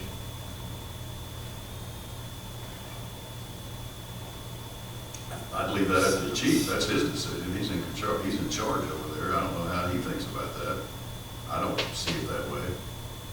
I mean, He's gonna fill that position as soon as he can, right. without any problems. As soon as if he has somebody leave, he advertises, he fills it, and off we go to the races. I mean, every department has vacancies at some point where everyone has to pitch in and pick up the slack. Are you saying that she shouldn't be compensated? I'm saying that you probably should have done a better job figuring out who should have done that position. My job was to present to you to let me hire somebody, and you, And the we council saw refused what to do the that. budget was doing and didn't feel comfortable. There is no way that that position, if you're gonna blame me, I'm gonna blame you for not allowing that to be filled. There is no way that that would have harmed the city of Greenwood to get that filled at that time. We are not going broke. We have money. We are not in that situation where we can't afford a code enforcement officer. Well, I think if you look back at the minutes of the meeting, I think we all agreed that that was not appropriate. You definitely agreed to it, but that was not my fault. That was your choice. What does this result? and I think it was a prudent decision at the time, but I It was think prudent. too that, you know. But I did not fail to present it. I take offense to that. I'm sorry you did. But I was, you know, you're saying that, you know, Danielle is doing it, and then before then it was split between, you know, code enforcement and animal control. There was one person, you know, wearing two different hats. And not doing a bang-up job. Cal did a great job with animal control. Code was too much. It's not a two-person job. It's not a one-person job. Well, I think it could be. You know, if we look at, you know, something like maybe look at it from the fire side, and look at having a fireman that's saying that, you know, that's his job is doing control enforcement, but if there's a fire, then he's called upon, you know, to answer a fire call. You guys, Mr. Brown, that chief right there informed me every single day that he has a hard time getting a fireman over there to work and make calls. He wouldn't if it was a full-time position. I agree. Oh, wow, this is good, okay. I agree with AC, this should be a firefighter job. I totally This should be disagree. a full-time firefighter who also wears another hat. that's doing- We can't afford a full-time fire department, We're period. talking about one person. We can't afford one right now. You talk, so you're willing to put a full-time fireman on, and you can afford to do that, and you can find the money because of the obvious, but you won't consider a code enforcement officer. We're saying it's the same person. He's saying, you know, yeah, you do the same person wearing two hats. Accomplishing two goals. He's got two jobs. One job is. I need your approval, well, I don't need your approval to pay her, it's within my purview to do that. I just wanted you to know what we're doing. Well, is this because she's working extra hours? Yeah, she's working extra, I mean, she's still here, but she's going out and doing things. I'm doing a whole other position on top of my two jobs already. And by the way, it would not make any difference to me if it was Danielle or if it was Hunter. Right. I would be asking the same thing for Hunter Michaels or Sonny Bell or anybody. It's easier for me to work with Danielle on it because my office, it's good for me to know what this code enforcement is about. And I could do that with Hunter, but I would not, this is not about Danielle, this is about somebody doing a job and needs to be paid. But you're saying Danielle can wear three different hats, but. She's already wearing three Can you get a hats. fireman to do two different hats? A fireman is not, so if you're, it's just amazing to me that we can afford the fireman to do this, but not the code enforcement officer. Is That Well, basis I'm of seeing that is, improvements from what Tom was showing us today, that he said that there's, you know, 6 months ago, it was a whole different picture. You know, it looked pretty gloom and. but you're the same way today. Are you gonna will you let me hire code enforcement now that things are better? I'm just saying, let's consider it, you know. Will you let me hire code enforcement tomorrow because things are better? I think we should still wait on that. Why? To, you know, see how the trend keeps working. But you would be willing to turn it over to the fireman in order to get a full-time fireman. Well, we can plan that for the I'd like to 2026 discuss budget. it at budget when it's appropriate, but. I'm gonna pay her the $2,000 because I can do that. Well, Whatever it is. I just want to clarify. 28, Now, are you- 23. Are you putting in more than 40 hours a week to do this job? She does that anyway. I do that anyways, we all do that. She's a department head. That's a basis for this. I mean, But it's if a you salaried got- employee though. Well, I understand, but if you're, like, I don't know if you can quantify or whatnot, the time you're putting in on those, then I think that's not unjustified. I don't think it's, I But agree. if, I mean, for a person who's salaried, yes, you might work a little overtime, but if you're working consistently because of another job, I don't see a problem really in that. I mean, salary, Supervisor also asked. there was a point in time as finance director when I would stay up here till 7, 8 o'clock at night, pulling FOI requests and having the city attorney tell me, you just gotta do it, just do it. And I did that for a significant period of time. It took a toll on me, it took a toll on my family. I did it, but certainly I don't have a problem if somebody has to work 50 hours a week for a week or two to get past something. I don't see a problem with that. I think that's within the realm of salary expectation. But if you're doing this over and over and over again, if this becomes a pattern, then I think you need to look at it and reevaluate, and I think that justifies this type of thing. I think we need to look to make sure there's nothing against the state statute that says you can get paid for 2 positions for the same city or state employee. I'm getting paid for 2 positions. She is already covered, she is already my assistant in HR. Those are job titles. She's getting paid for both of those for the same salary. What you're talking about is a different job duty. We've done it before when I was Parks interim director. And there was no audit issues then. Because we My only did not question is, have a this parks a director for one-time months. bonus check, or is this going into her overall pay that's going No, this is to compensate her for hours spent so far. Her back from the end of April until now. Job performance. I'm just saying, like, if first, just see, let's say her salary's 47 grand, is it gonna be 49, 284? From now on. Right, for some Yeah. budget time, we ask for all the big pay raises, everybody keeps getting, This will be a lump sum distribution. there you go, that's the word. But if I respectfully, if we continue, I would want to do the same thing. And if it needs to be somebody else, believe me, she just as soon not do it. So if I put this on another director, I'm gonna be coming back to you and say, I need now, I'll probably just do it. And take Because it the out. problem doesn't go away, does it? No. You keep calling There's and, been over 200 letters sent and dozens and dozens of phone calls that I'm aware of, because I don't take them, she does.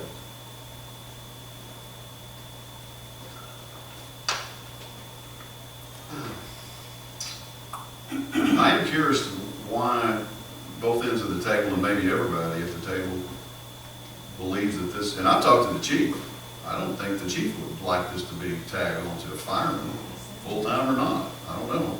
We've talked a little bit about it. Very negative. But what's the reason for that? You feel that way, Mr. Powell? What's the reason I think anytime we add anybody to this payroll, it ought to be subject to the That's not- conversation That's not my of question. adding a full-time fire. That's not my question. My question is, why do you feel like it should be a fireman that does this role? You were very adamant that it should be a fireman. Because we need firemen. You're gonna try to attract a fireman by making him code enforcement? My question is, why not a street worker? Why not somebody from the street department? Yes, they need to be on the fire department. We're not talking about the fire department right now. Well, we are, you keep bringing up fire department, I'm That's just. what, my question is, why do you believe adamantly that this task should be put upon a fireman? They need to be. Is it to get the fireman? Yes, So you want to use code enforcement officer they have one to have one fireman. fireman? Yes. And then if we add somebody else to the, a new street department employee, we may need to get 2 firemen. But their primary job. Someday, we need to have a real serious conversation. Now that we're talking firemen, as you did, let's go ahead and do this. And I don't know what's a budget item. While we're talking about firemen and full-time, because I've heard you say, not hundreds of times, but many times, we have the best deal going as we are. And we can't afford, quote, a full-time fire department. Right? You're correct, but it's failing. No, it's not failing because he has not reported to me that he says to me, we were close today. It's not failing. It's not as good as the firemen would like. We're getting close a lot. And we're getting a lot of zeros. Well, I don't think there's enough going out and trying to get guys. I don't think anybody has yet to do a real, we talked about this one time. I don't think we have done a good job. You talk about failing, Councilman. I don't think the fire department, a little reflection on Chief, he knows. I don't think we've done a good job to go out and recruit anybody. I mean, we've run ads on Facebook. Oh, years ago,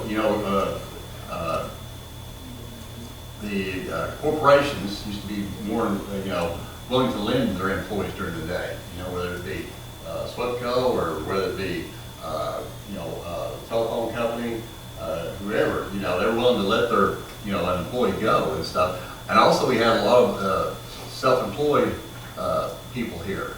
A lot of them have retired. And so it's hard to get, it's hard, we're willing to get volunteers, we're having no problem getting volunteers, but not the ones that are here during the day. Let me ask you this then. This is the real bottom line, because Chief and I talk about this quite a bit, and I'll just ask him the same thing I ask him every single time, and I'll ask you, how are you gonna pay for it?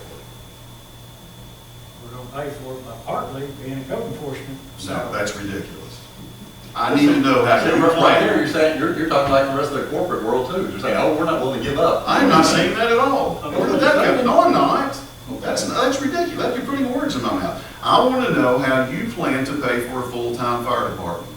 No one has, Tom. We're not saying a full-time fire department. We're saying We're not. we're going to work towards that. One man does not constitute a full-time fire I know department. what one man means, Mr. Brown, means one this year, and another one that, I know, I'm not stupid. I know how that works. How are you going to pay for 1 or 2? And then eventually 5? How are you going to pay for it?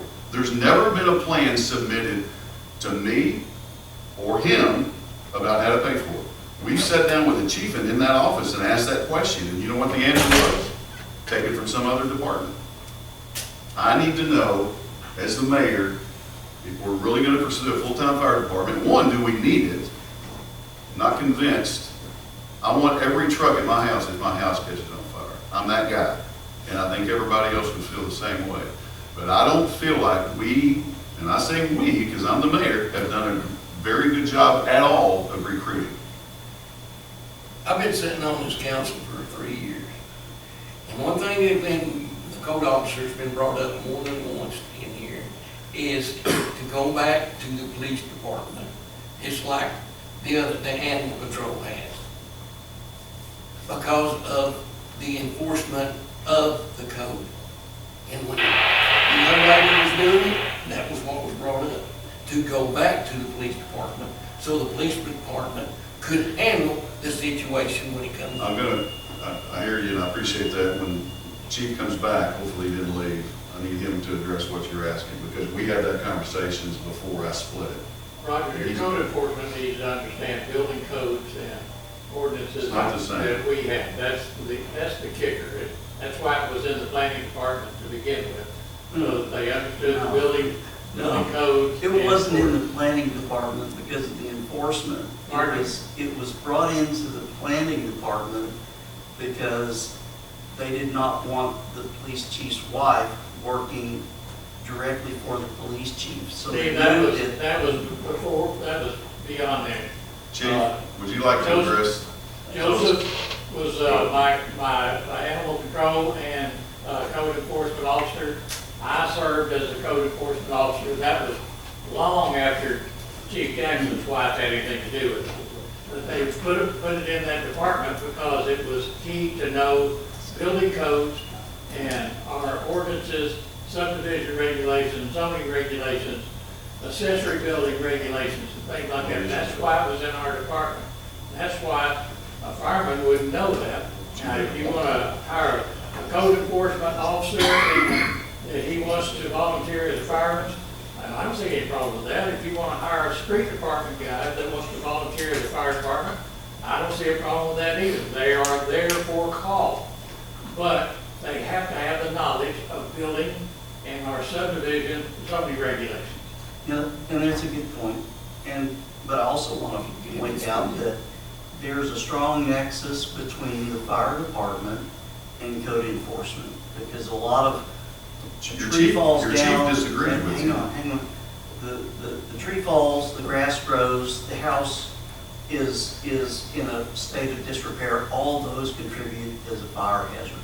So there are a lot of reasons you can use as a nexus to any department, but yes, you're right. We have a tough time swallowing that full-time fire department pill, and we do need code enforcement, and we do need fire, and we need to put our heads together and see if we can figure out a way to make that happen that makes everybody better off. I couldn't agree more. Figure out how to pay for it. I'm not a money guy, he is. But until somebody has a plan, we can talk about it, and it can be something we want. I want it.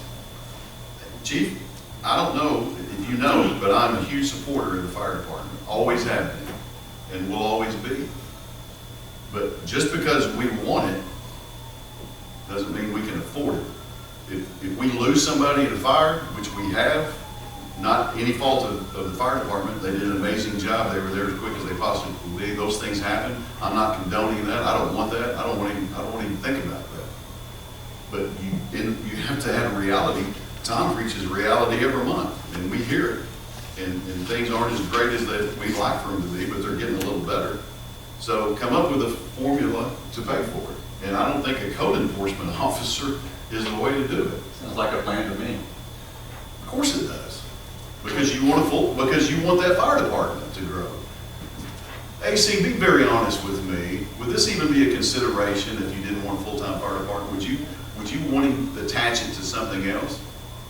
Well, we have attached to something else. We said, I know, and you don't want me to pay her. no, I'm fine. I didn't say I didn't want to pay her. I didn't say that once. You're putting words in my mouth in there. Oh, okay. I didn't say it. Chief, I think as Officer. far as paying Danielle, you didn't bring this up 6 months ago about compensating. I did bring it up a while back. I did. I absolutely did. Compensate Danielle. Huh? No, that she was doing the job. That she was doing, well, I might not have said I want to pay her. That's a no-brainer to me. Well, I think you can say you want to pay her, you say you want to pay her from this point. I know I failed, Mr. Baker. I know I failed. But you're saying now you want to pay her retroactively, and you should have, to me, brought that up. Well, I'm not asking now. I'm going to pay her. I think you should I'm say gonna you'll pay her this, I'm from not this point asking. forward. Chief, talk to me about code enforcement in the police department, how that works for you. I'll talk to you about the animal services and how busy she is. And But the question is, sir, and I appreciate that. I want you to do that too. But I'm sorry. The question was proposed, why isn't it at the police department code? Why is that not over there? there's huge legalities of it where you need a search warrant, where police officers can't really go into backyards and go searching houses without getting, even the, on the outside perimeter of the house. There's just huge black eye when it goes to police officers go into somebody's house. There's some legalities into it that it's probably not the best scenario for a police officer to do, because if you go there and you see something that you probably shouldn't, why are you there to begin with? You should have had a search warrant. There's just things like that that's came into play. And again, for the city ordinance portion of it is like electrical and stuff like that. We just don't have that knowledge. We wouldn't know what we're looking at. We wouldn't know what we're looking at if we're over there to inspect something for a structure. And bottom line is, to be quite honest with you, the animal services position is extremely busy. And they don't get to it, kind of like what we're talking about. You got one person doing different jobs and you don't do one to the best of your ability because you're busy with different things. Yes, sir. Yeah. The reason why it was taken out, I don't remember, I don't recall why Chief Dawson took it out or asked the council to approve taking it out. I don't know, but I do remember what Mr. Sonny's talking about, to where the previous police chief, Keith Jackson's wife worked here, and I don't know if there's a nepotism situation, I can't remember, but I don't think that it's your best bet to have it under the police department, just for the. But let me ask you one question. The code enforcement officer is licensed to carry a weapon. That was the scenario back when they wanted to bring it into planning, and I said, I don't think we need someone in planning who has that. I see it more as being like what y'all are saying, as being more of helping Sonny and helping. Steve, I didn't carry a gun, Joseph didn't carry a gun. Okay, and that's fine. I'm just saying that that's what they told me when they brought it back into And I'm not saying planning. That's that why I they wouldn't wanted ever it. entertain the idea once she gets some more training, but our animal services officer is not carrying a gun right now. And she's fully aware that if you are in a situation you don't want to be in, don't go there. You wait till one of our officers can go with you. Exactly. And it's working well, and she's not dressed out in full kit, like a police officer. She's there to actually serve and be a service to the community and helping with this dog problem, other than being just an enforcer. Now, she can write citations, and she has been. I think it's we're better served. I don't know where it should go. I think that, which kind of the tough situation to be in. It all makes sense. I understand that she's doing extra work, and we all do extra work from time to time. And I understand that we should get compensated for it. And I'm really intrigued by if if we're going to compensate for it, then that might open the doors for us to compensate other areas as well. But, I don't know if the fire department, I'm gonna let y'all work that out. I hate to be, I'm neutral on it, because I don't wanna make anybody upset. I don't wanna go against the fire chief. I don't know what his opinion on it is. I agree that Danielle probably should not do it, just so she doesn't have the time to do it. To do that, you really need to put your full attention on it. We have a lot of properties. I hope that answers you, and It does, I appreciate it. No, it does. I appreciate it. I want to ask the other chief too, his opinion of a fireman, and this is way much more than it needed to be, but what's your opinion of? I don't know if we want to do this maybe in council forum. No, Okay. no. Most of the fire departments that have officials in are building officials, not code enforcement officials. So it'd be like Hunter would be under the fire marshal's office. That's how a lot of departments in Northwest Arkansas are set up. And so you go in there and you have the building official. And so the code enforcement of cut the grass, all that stuff is not in our department because of all the bad connotations. And now we're trying to get the tax passed. I think the worst thing to do for tax is put the code official with fire truck. Because they're not going to vote for it. So, but yeah, the other departments where they're actually having code officials, it's the building official, because you can ask Hunter, he and I are in there working with the fire code and the building code and stuff all the time, and everything, it kind of intertwines. The only difference is we don't have a full-time fire marshal and that's a whole nother position too. It's just right now we don't have all that, so I've been taking all both areas, but. If you go to, whether it's Rogers, Bentonville, trying to think some others that might be closer that have both building officials and code. And what they have is they're not firefighters. The guys in those building officials are retired fire marshals that they've hired to come in and be a code enforcement officer, or building official, and they're a civilian, and so they're not all locked in. and they're not on, they're already retired a lot, and they come back, and since that city's on acres, they jump on acres, and get another 5 years, and then double up. Kind of like Donald. Yeah, no, it would have been, but, anyway, that's kind of how they have that set up. And so it's not an actual code official that goes out and says you got to cut your grass. It's different. And I think that's the problem with that is, and I don't know your best answer to that, because the police department says we don't want to do it because people mad at us, come tell them to cut grass. That's not exactly what I said. Not this police chief, but in the past, they're like, we don't want to upset people on that end of it, but then the fire department doesn't want to either. So I don't know, I don't know your answer on the code enforcement person on cutting the grass and making sure, that your cars aren't sitting on bricks and blocks and that sort of thing. It's tough, but do we need full-time firemen? Yeah, it's getting there. I'm showing you guys the number. I have asked and put it in the budget, and it was taken out for other things. This past year, y'all saw that. So I'll do it again, and then we'll figure out whether, except you guys, whether it passes or not. But it's a need. I think our biggest issues on recruiting and stuff is there's just not that many people out there that can do both. And the young guys come in, they're all about how long to pay. And so when we get young guys that are young and old about it, they end up getting a full-time department somewhere else or somewhere. And pay around here is not so great. And so they go somewhere else. We have to have firefighter works with Rogers pay scale, Greenwood, cost of living. It's working out great for him, works out good for us, again, 4 days. He's not hurt. Which he's currently hurt because of one of our fires and on workers' compensation. Yeah.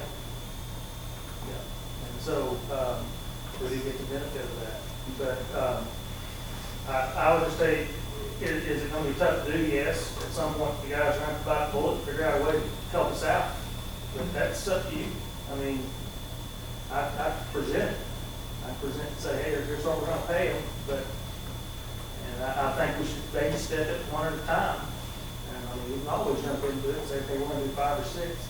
I told my battalion chief, I said, you didn't help me much last year when we said take at least 3. He said, I know. He said, I had to tell him the truth. And I said, I know it's the truth, but let's ease into these things. Because Chief, am I right, when we say 1, you gotta have 3. You got to have 3. 1 is not one person, 1 is 3, That's one and you guys know that. It's a 24-hour position or a 48-hour position. And sorry to interrupt you, and I am all for listening and wanting to see a real plan of how to make that work.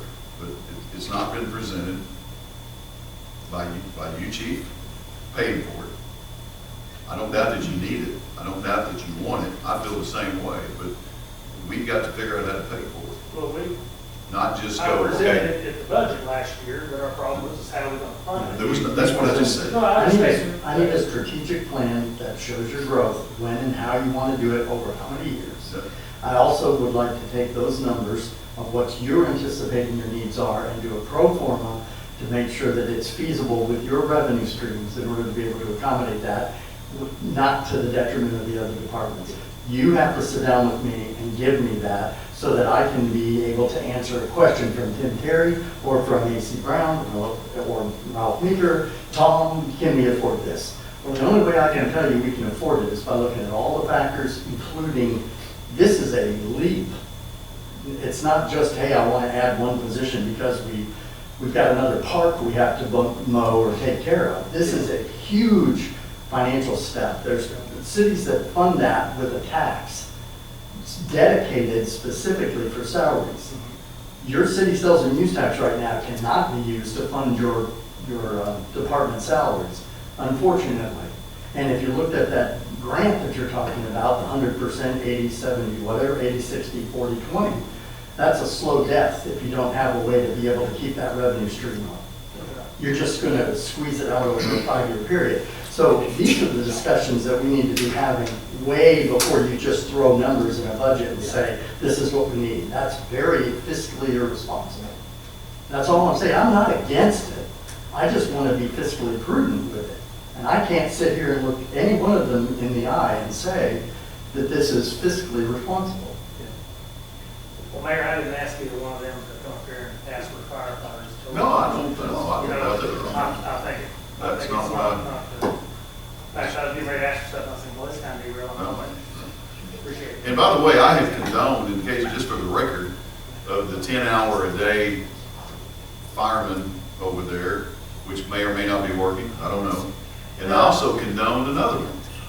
I don't know if council was aware of that. As long as he stayed under budget, I told him, you have that ability to do that administratively coming from me. So it's not like I'm not trying to work with the chief to figure something out to get guys over there to make these calls. If they're not available, I don't know.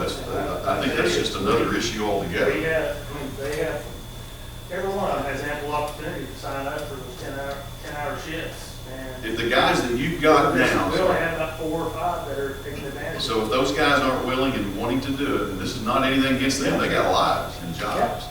You've got to recruit the new guys for either that 10-hour shift or for a plan, as Tom's talking about, to how to do it and how to pay for it. Chief, you got something? Thank you, Chief. Y'all asked for a 5-year plan, and I'm just curious as who has submitted a 5-year budget plan to Mr. Tom, and I think this would have been covered in that plan forward. I think these are all good problems to have. We're growing, it's growing pains, and we're gonna have to work through these issues of code enforcement. You need fire, and you, obviously planning needs to have somebody else in there as well to help solve the ton of problems that we didn't plan for, that we potentially we might have missed somewhere or something, you know. I guess what I'm trying to say is, we don't balk at potentially a $500 ton, but we really struggle with $45,000 salary that could have helped us save the money of $500,000 ton, or helped fire, or helped animal services, or helped planning. I think these are good problems to have. I think we're going to have to debate them like we are. We're all passionate about it. I didn't really study this. I didn't know this was going to be the topic. If you were asking me right here, right now, I'm working really well with the fire chief, a good relationship. If you were asking me right here, right now, I would say that position makes a lot of sense. And I know this probably, the mayor, we didn't talk about this in our department head meeting, but it makes sense with fire, I think. You know, tall grass could be a hazard, burning hazard. Tires and crap that's leaned up against a building could be a structure hazard or a fire hazard. That does make sense to me. But what that looks like and how it's funded, I have the same questions as y'all do. How do you get there? So let's just get there. Figure out how to get there. It'll never be my only advice. I know she probably can't continue to do this because of the workload. And I would encourage any one of y'all to spend a week with our animal services officer, and you would like it'd be eye-opening of the amount of calls and how many places she goes to adopt dogs out and not rack up a bill at a kennel for a dog that somebody's dropped at the Boys and Girls Club, 10 puppies that by law we've got to board and house, and it's insane. So that in itself, that's not where that position should be, I promise you. And that's just my 2 cents, and I hope that's just where my heart is about. Thank you, Chief. Mr. Buddy? I'd say this real quick. I don't think anybody up here is opposed to a code enforcement officer. I think everybody supports that position is needed. What I'm saying is when the need come about, we were over 16% down in our budget, in our sales tax collection. And so we felt at that time that wasn't the prudent time to do that. But I think going into this budget cycle, having these budget discussions soon, I think that's the time that we need to discuss this. Agreed. Yes, sir. I'm gonna start off by saying, I enjoy listening to you guys. Our city's growing, and one way it's gonna continue to grow is to attract people. And our city needs, I've already told you two guys, we need that position. I was the first person in the city that offered to sell a piece of property to the city because the city did not do their job. Rod, you're the first man that stood up and said we got a sales tax coming up in a couple of years. We promised the people we would build a splash pad. And if we kick this can down the road, we're gonna lose that tax. Keep kicking this can down the road, and he's gonna end up in court. So somebody else is gonna sue you for not protecting their interests that they're paid for. A code enforcement officer is needed to do that job. The Bible says a house divided cannot stand. You're not ever going to agree on everything, but at least agree on what's best for our city. Thank you. By the way, my wife told me to keep my mouth shut. We won't tell them. Thank you, buddy. Thank you all. It's been a good discussion. I want to end my part by saying, I know this for a fact. By not having a code enforcement officer, to your point, we're doing the citizens a disservice. That may not seem like much, but I told Danielle one day, I said, okay, I'm about ready to pull the plug. We're not going to do this anymore. And I said, but before the day was over, I said, no, I can't not do that. Because somebody calls probably every other day to complain about the yard next to them, that the grass is too big, too long, and they're scared of, it's not the grass, it's the rodents that are coming out of the safety issue, or the junk car, whatever it is. And I'm like, no, we gotta keep doing it, so. Okay. Any other comments, questions? I would just, like I said, I would just suggest you can, when you make this payment, do some sort of documentation on the hours that justify it. Sure. And got it that right. makes it, I've been keeping a record of every letter I've sent. I have copies we got all of and it. calls and all the things. I think that covers all of And it. there is nothing worse than to sit in front of the auditor and you know, to be pointed to something that you didn't do correctly, and we just went through that. So I'm the guy that gets to go to Little Rock when that's not done correctly. Been there once in my life, but didn't like it, but don't want to go back, so no, we're dotting the i's across the t's. Okay, number 9. Oh, I have a question. Sorry. No, are we supposed to give the audit report since we've had the exit interview? Can't do anything, it's not publicly Not- released. Can't do anything until the actual formal. Oh, until report it's on their website? Till it actually is formally issued. Because we usually hand it to them too, I think, don't we? Yes. Okay. Cannot distribute it or discuss it. Just making sure that we're on the next one. Number 9, Chief, resolution to waive bidding for SCBA equipment purchase. Mayor, Council, Ms. Derry, Ms. Plummer. Ms. Derry and I were having this discussion today on whether this is the right order of doing the waiving bidding before we have the amendment for the budget purchase. And so I guess we just kind of combine the two a little bit here and just have a discussion first. The whole reason we would be waiving bidding is because it's proprietary. These are our Greater units, or we use our Greater SCBA's. And we have been working on this. I've actually tasked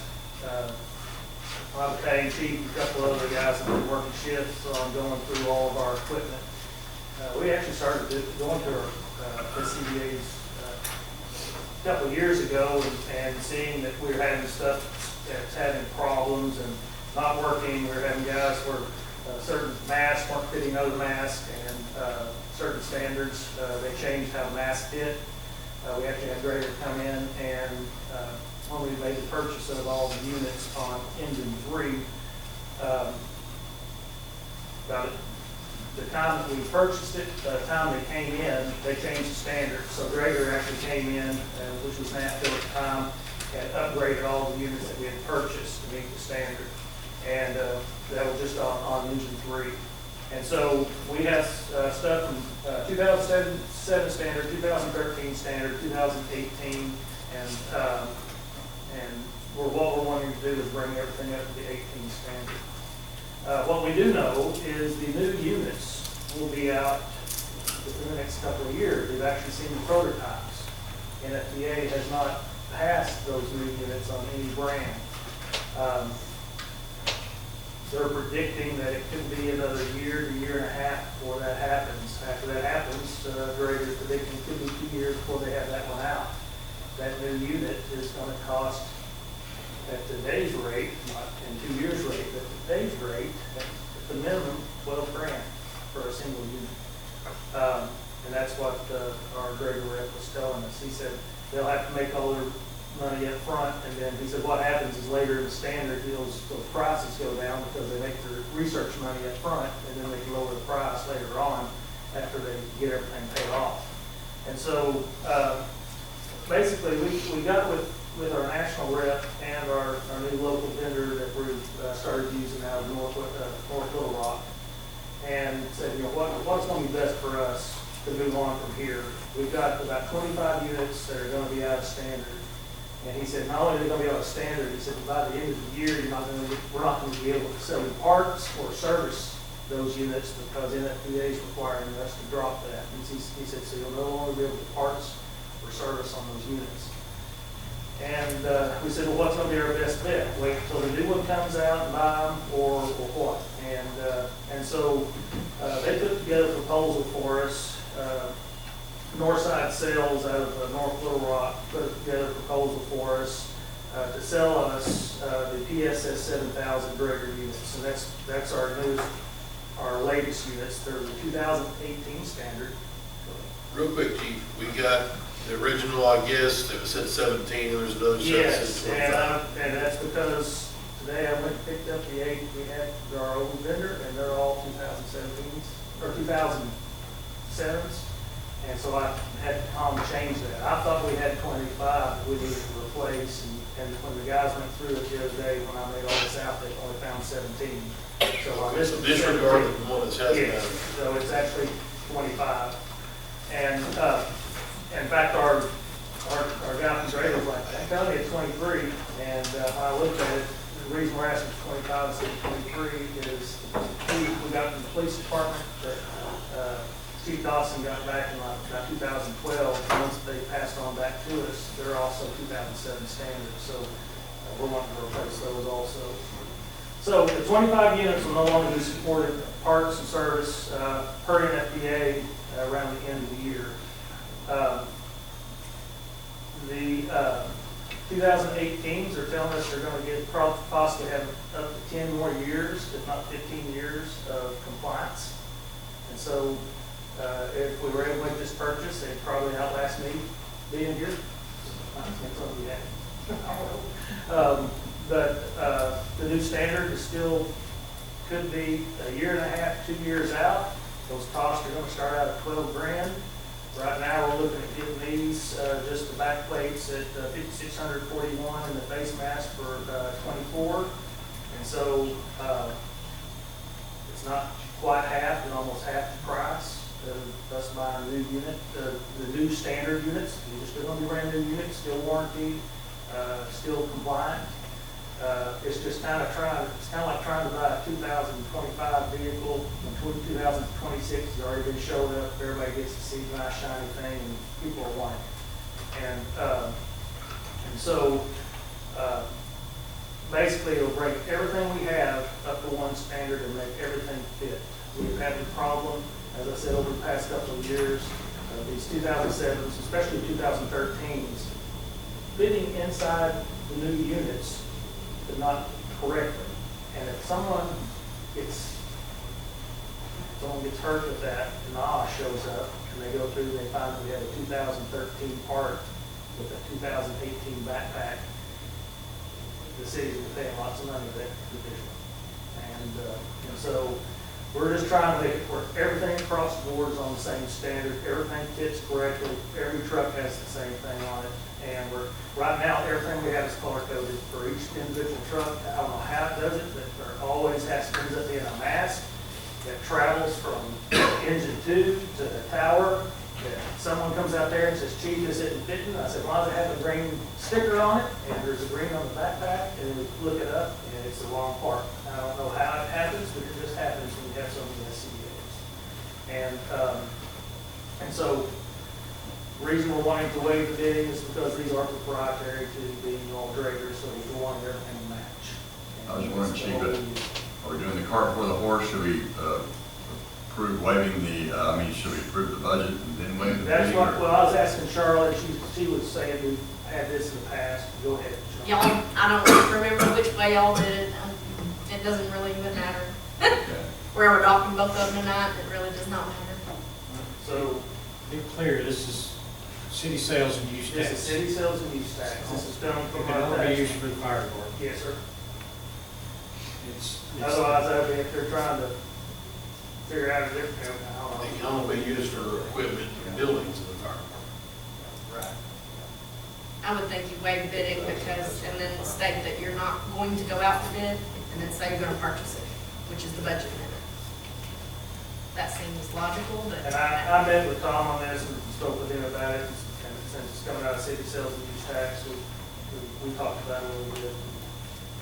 And, he put this together for me, and I think right now, that's the best bang for our buck for the next 5 to 8 years. And one thing I'm definitely gonna do is, if you notice on here, well, you wouldn't notice, but there's not any cylinders. We had the cylinders all upgraded, like last year. Y'all remember we sent them to Colorado to have those things upgraded another 5 years? And then, in 5 years, we'll pay about $200 for each one of them to do it again, and we should get another 15 out of them. Well, I guess 13 now. And so, So if you do this now, everything's in compliance. everything's in For a compliance. minimum of 10 years. We're hoping that's long. Now, the FDA can change that, but I don't think they're going to. 'Cause right now, everyone's having to buy the 2018 standard.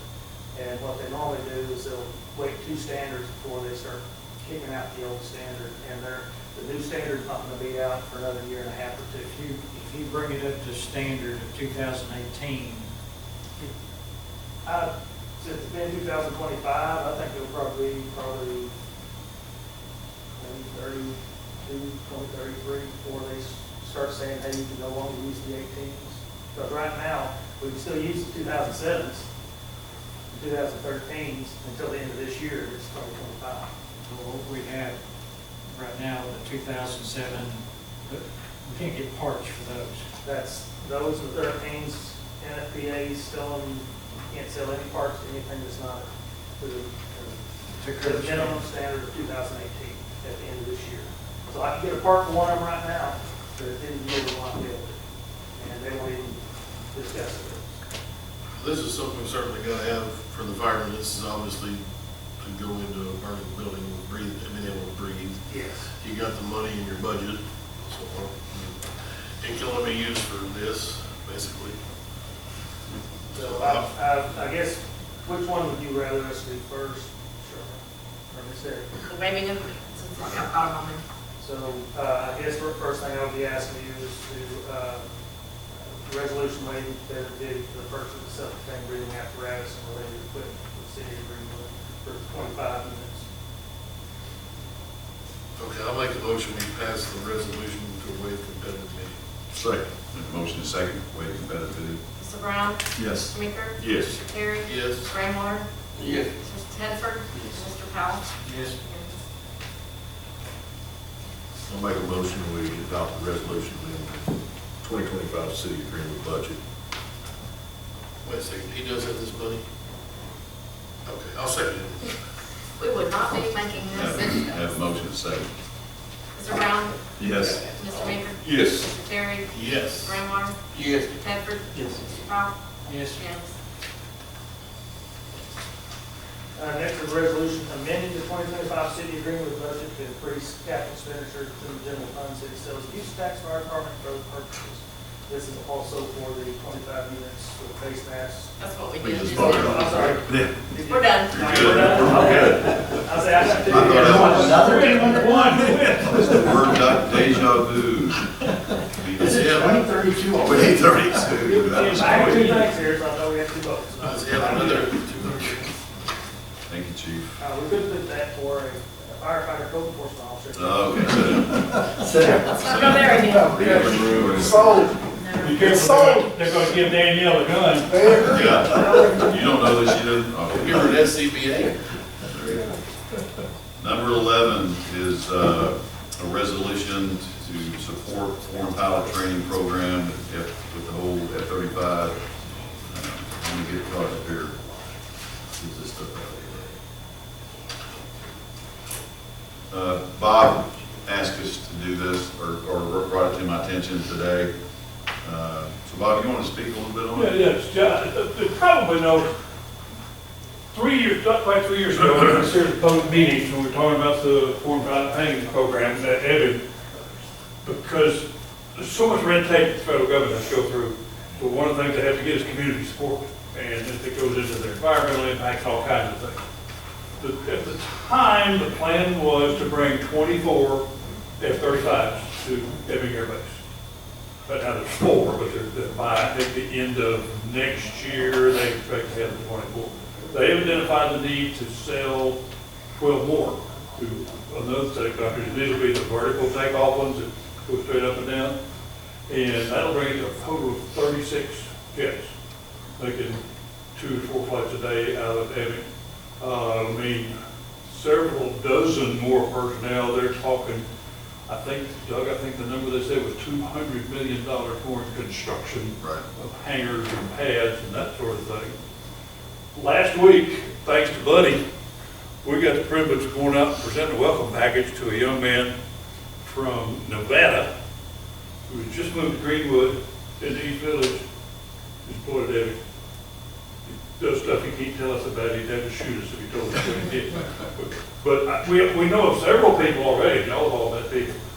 It's having a positive effect on Greenwood in addition to the effect it's having on the county. We're a military town. Our school system is one of the best military schools in the entire state of Arkansas. When people hear noises or hear jets flying over around here, they say, down the freedom. It's not like that everywhere in the country. They don't support them that way.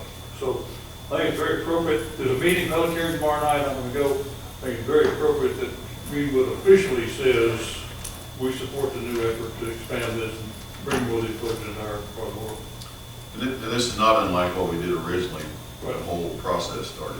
Yeah, it's a duplication really of the process, doing it again, and asking for more. Charlie got the resolution together today for us. I appreciate that. You're welcome, and I just wanted to state for the record that you have, in links that I emailed you and on your tablets, are the documents that this says have been, that you acknowledge that have been presented to you in the draft supplemental environmental impact statement. So you have that, you've been presented it.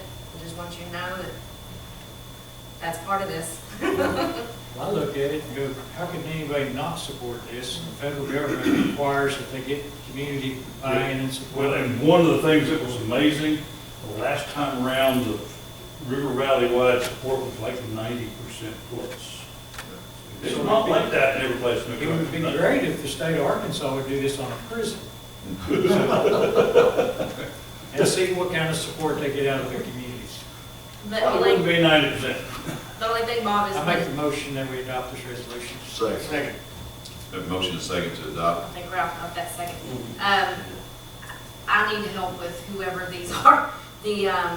I've got to send a copy of these, a certified copy of this resolution to 3 individuals on here. Yeah, it's on it. Help me out with that. It's military. You work with the government. There's more I don't know who initials than sent the them to, alphabet so- soup of it, If you could get me the names, and I'll send them to you.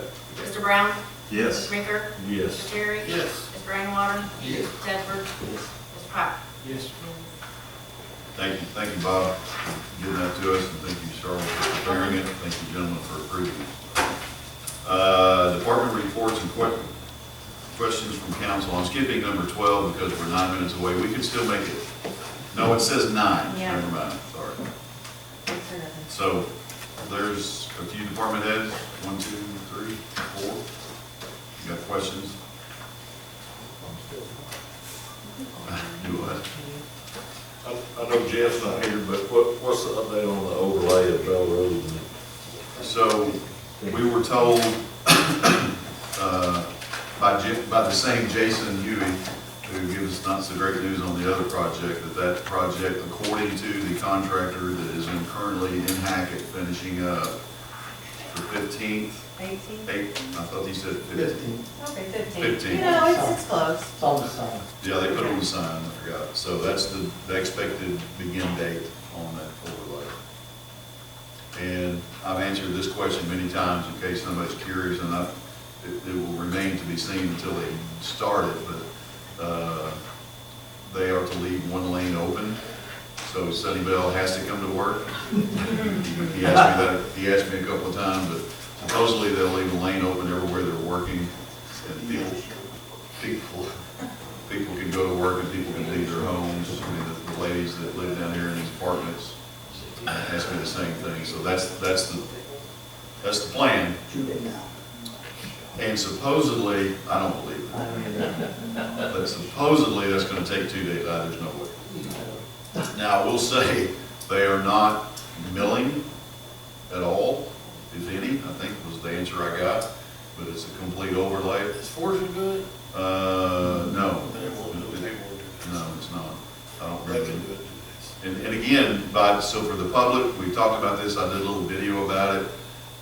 People get it, some people don't get it. We don't get to pick the time that this happens. This is state aid, and you get to get them when they get here. It doesn't matter if it's in the middle of school, middle of winter, whatever, you better accept them when they're ready to come. So that's what we're doing. I think it'll take more 2 days, but we'll see. But it's gonna go where? It'll On begin railroad all the way? down to, it'll start right here, or maybe the other end, but I understand it's supposed to start right here, go down to Denver, hang a left on Denver, all the way to Jones Street, cross Main, down to Jones. Down to Jones, won't go all the way to 10. No. I don't know why. Well, they redid the bridge and stuff. It's the length that, this is all, according to state aid, this is what you get. Well, we had state aid to rebuild that bridge and stuff, so I'm thinking maybe, since that wasn't that long ago, maybe they're like, okay, we did this for them when they did the bridge over the River Clyde and everything.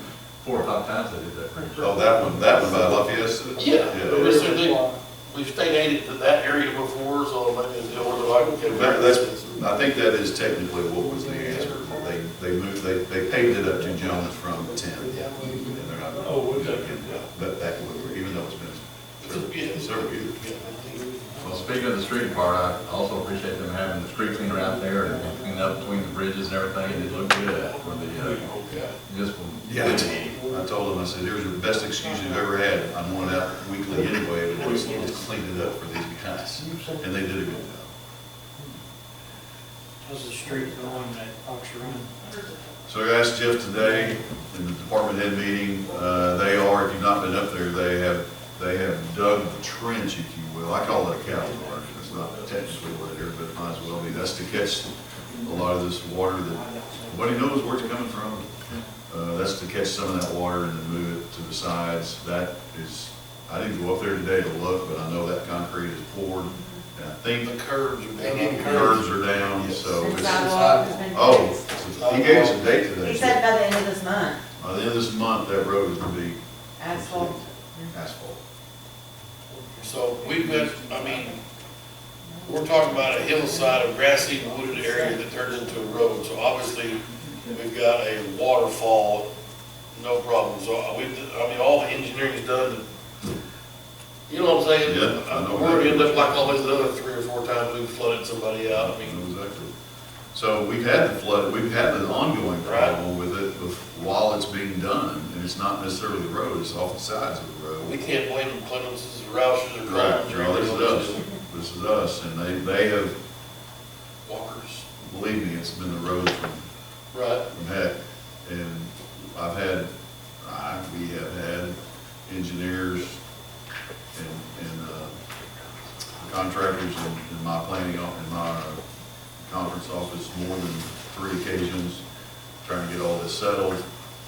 Everybody keeps coming back, as you all know how this works with the change order, and so I think we're finally getting, knock on wood, we're getting close, but. Is this the time where a winding road would have been effective? I don't know. you gotta think that it's as straight as an arrow road, and it's not gonna be great when Oh, it's gonna be a. it's gonna run down. Now, it doesn't literally line up with the other road, but it's going somewhere. Yeah, I'd rather get it. Yeah, it's not, it is aimed, if you go up the top, you're looking straight down, and it lines up with, or whatever that road is. I think so. That'd be a great engineering change order. You ought to charge us $30,000. Minimum. Sci-fi, you should have sci-fi. Is, Keep reading about his power and money. Don, he used to say. The ether. The water, I guess there's nobody here, water and sewer, they don't care. They're at a AC, conference. They're at a conference. AC, you went to the last meeting. What is this going on with Studio 6? Is that they're building a new building? It's the addition on the water distribution shop, on Tim's shop. Okay, and so That's, oh, it's a bidder. Oh, yeah, they're adding the addition to the shop. okay, so the lowest bidder was Steve Beam Construction at $118,000. Whatever it says. Yeah, I'm not looking at it. I wasn't sure what that is. No. Look, good one, good one. Okay. That's Good. outside of those. Yeah. Where is this Hartsel Creek water crossing at? Yeah. Jaegers? Jaegers? Isn't that the Hartsel Creek? That is Hartsel Creek. Where's the crossing that they're talking about? That's the crossing underneath it. Okay. And that's where it is. It's that behind Jaegers. Are they having to? Oh, yeah. Are they having to redo that? Yes. Okay. Okay, so that was Steve Beam at $118,000. And then this Studio 6 shop addition, that's, so Crawford's getting that. No, Goodwin and Goodwin's getting that $314,000. Okay. And that's behind us. Yes, Is that correct? behind the water, yeah.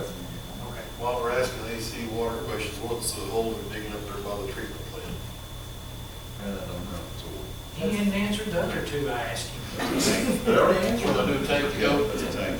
I mean, I know a person drives up there every now and then, Yeah. on the wrong side of the road. Right. And I was asked a question, there's a big old hole there, I thought, we're probably gonna put a base down, because it will be a $1 of water, so we'll talk to this. And then y'all saw, that we were doing the codification, he's been real busy. We just had to work every day. Council meeting days are really hard to meet. Everybody's busy. Although I think y'all sat in that room for 2 hours. We were studying, Yeah, y'all were. we settled a lot of things. in Oh, there. did you? Kenny Sunday came in, if that gives you. No, that's, I. That tells you that. Any other, for these department heads, anybody? If not, we'll go to 9:30. council forum. Yeah, we missed No, we're not missing it. it. No, it was 9. No, 9:30 is fine. Council forum.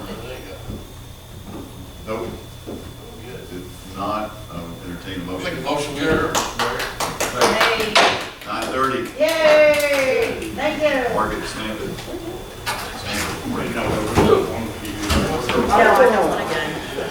How are you?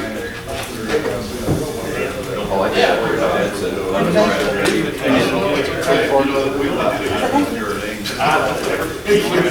Brother,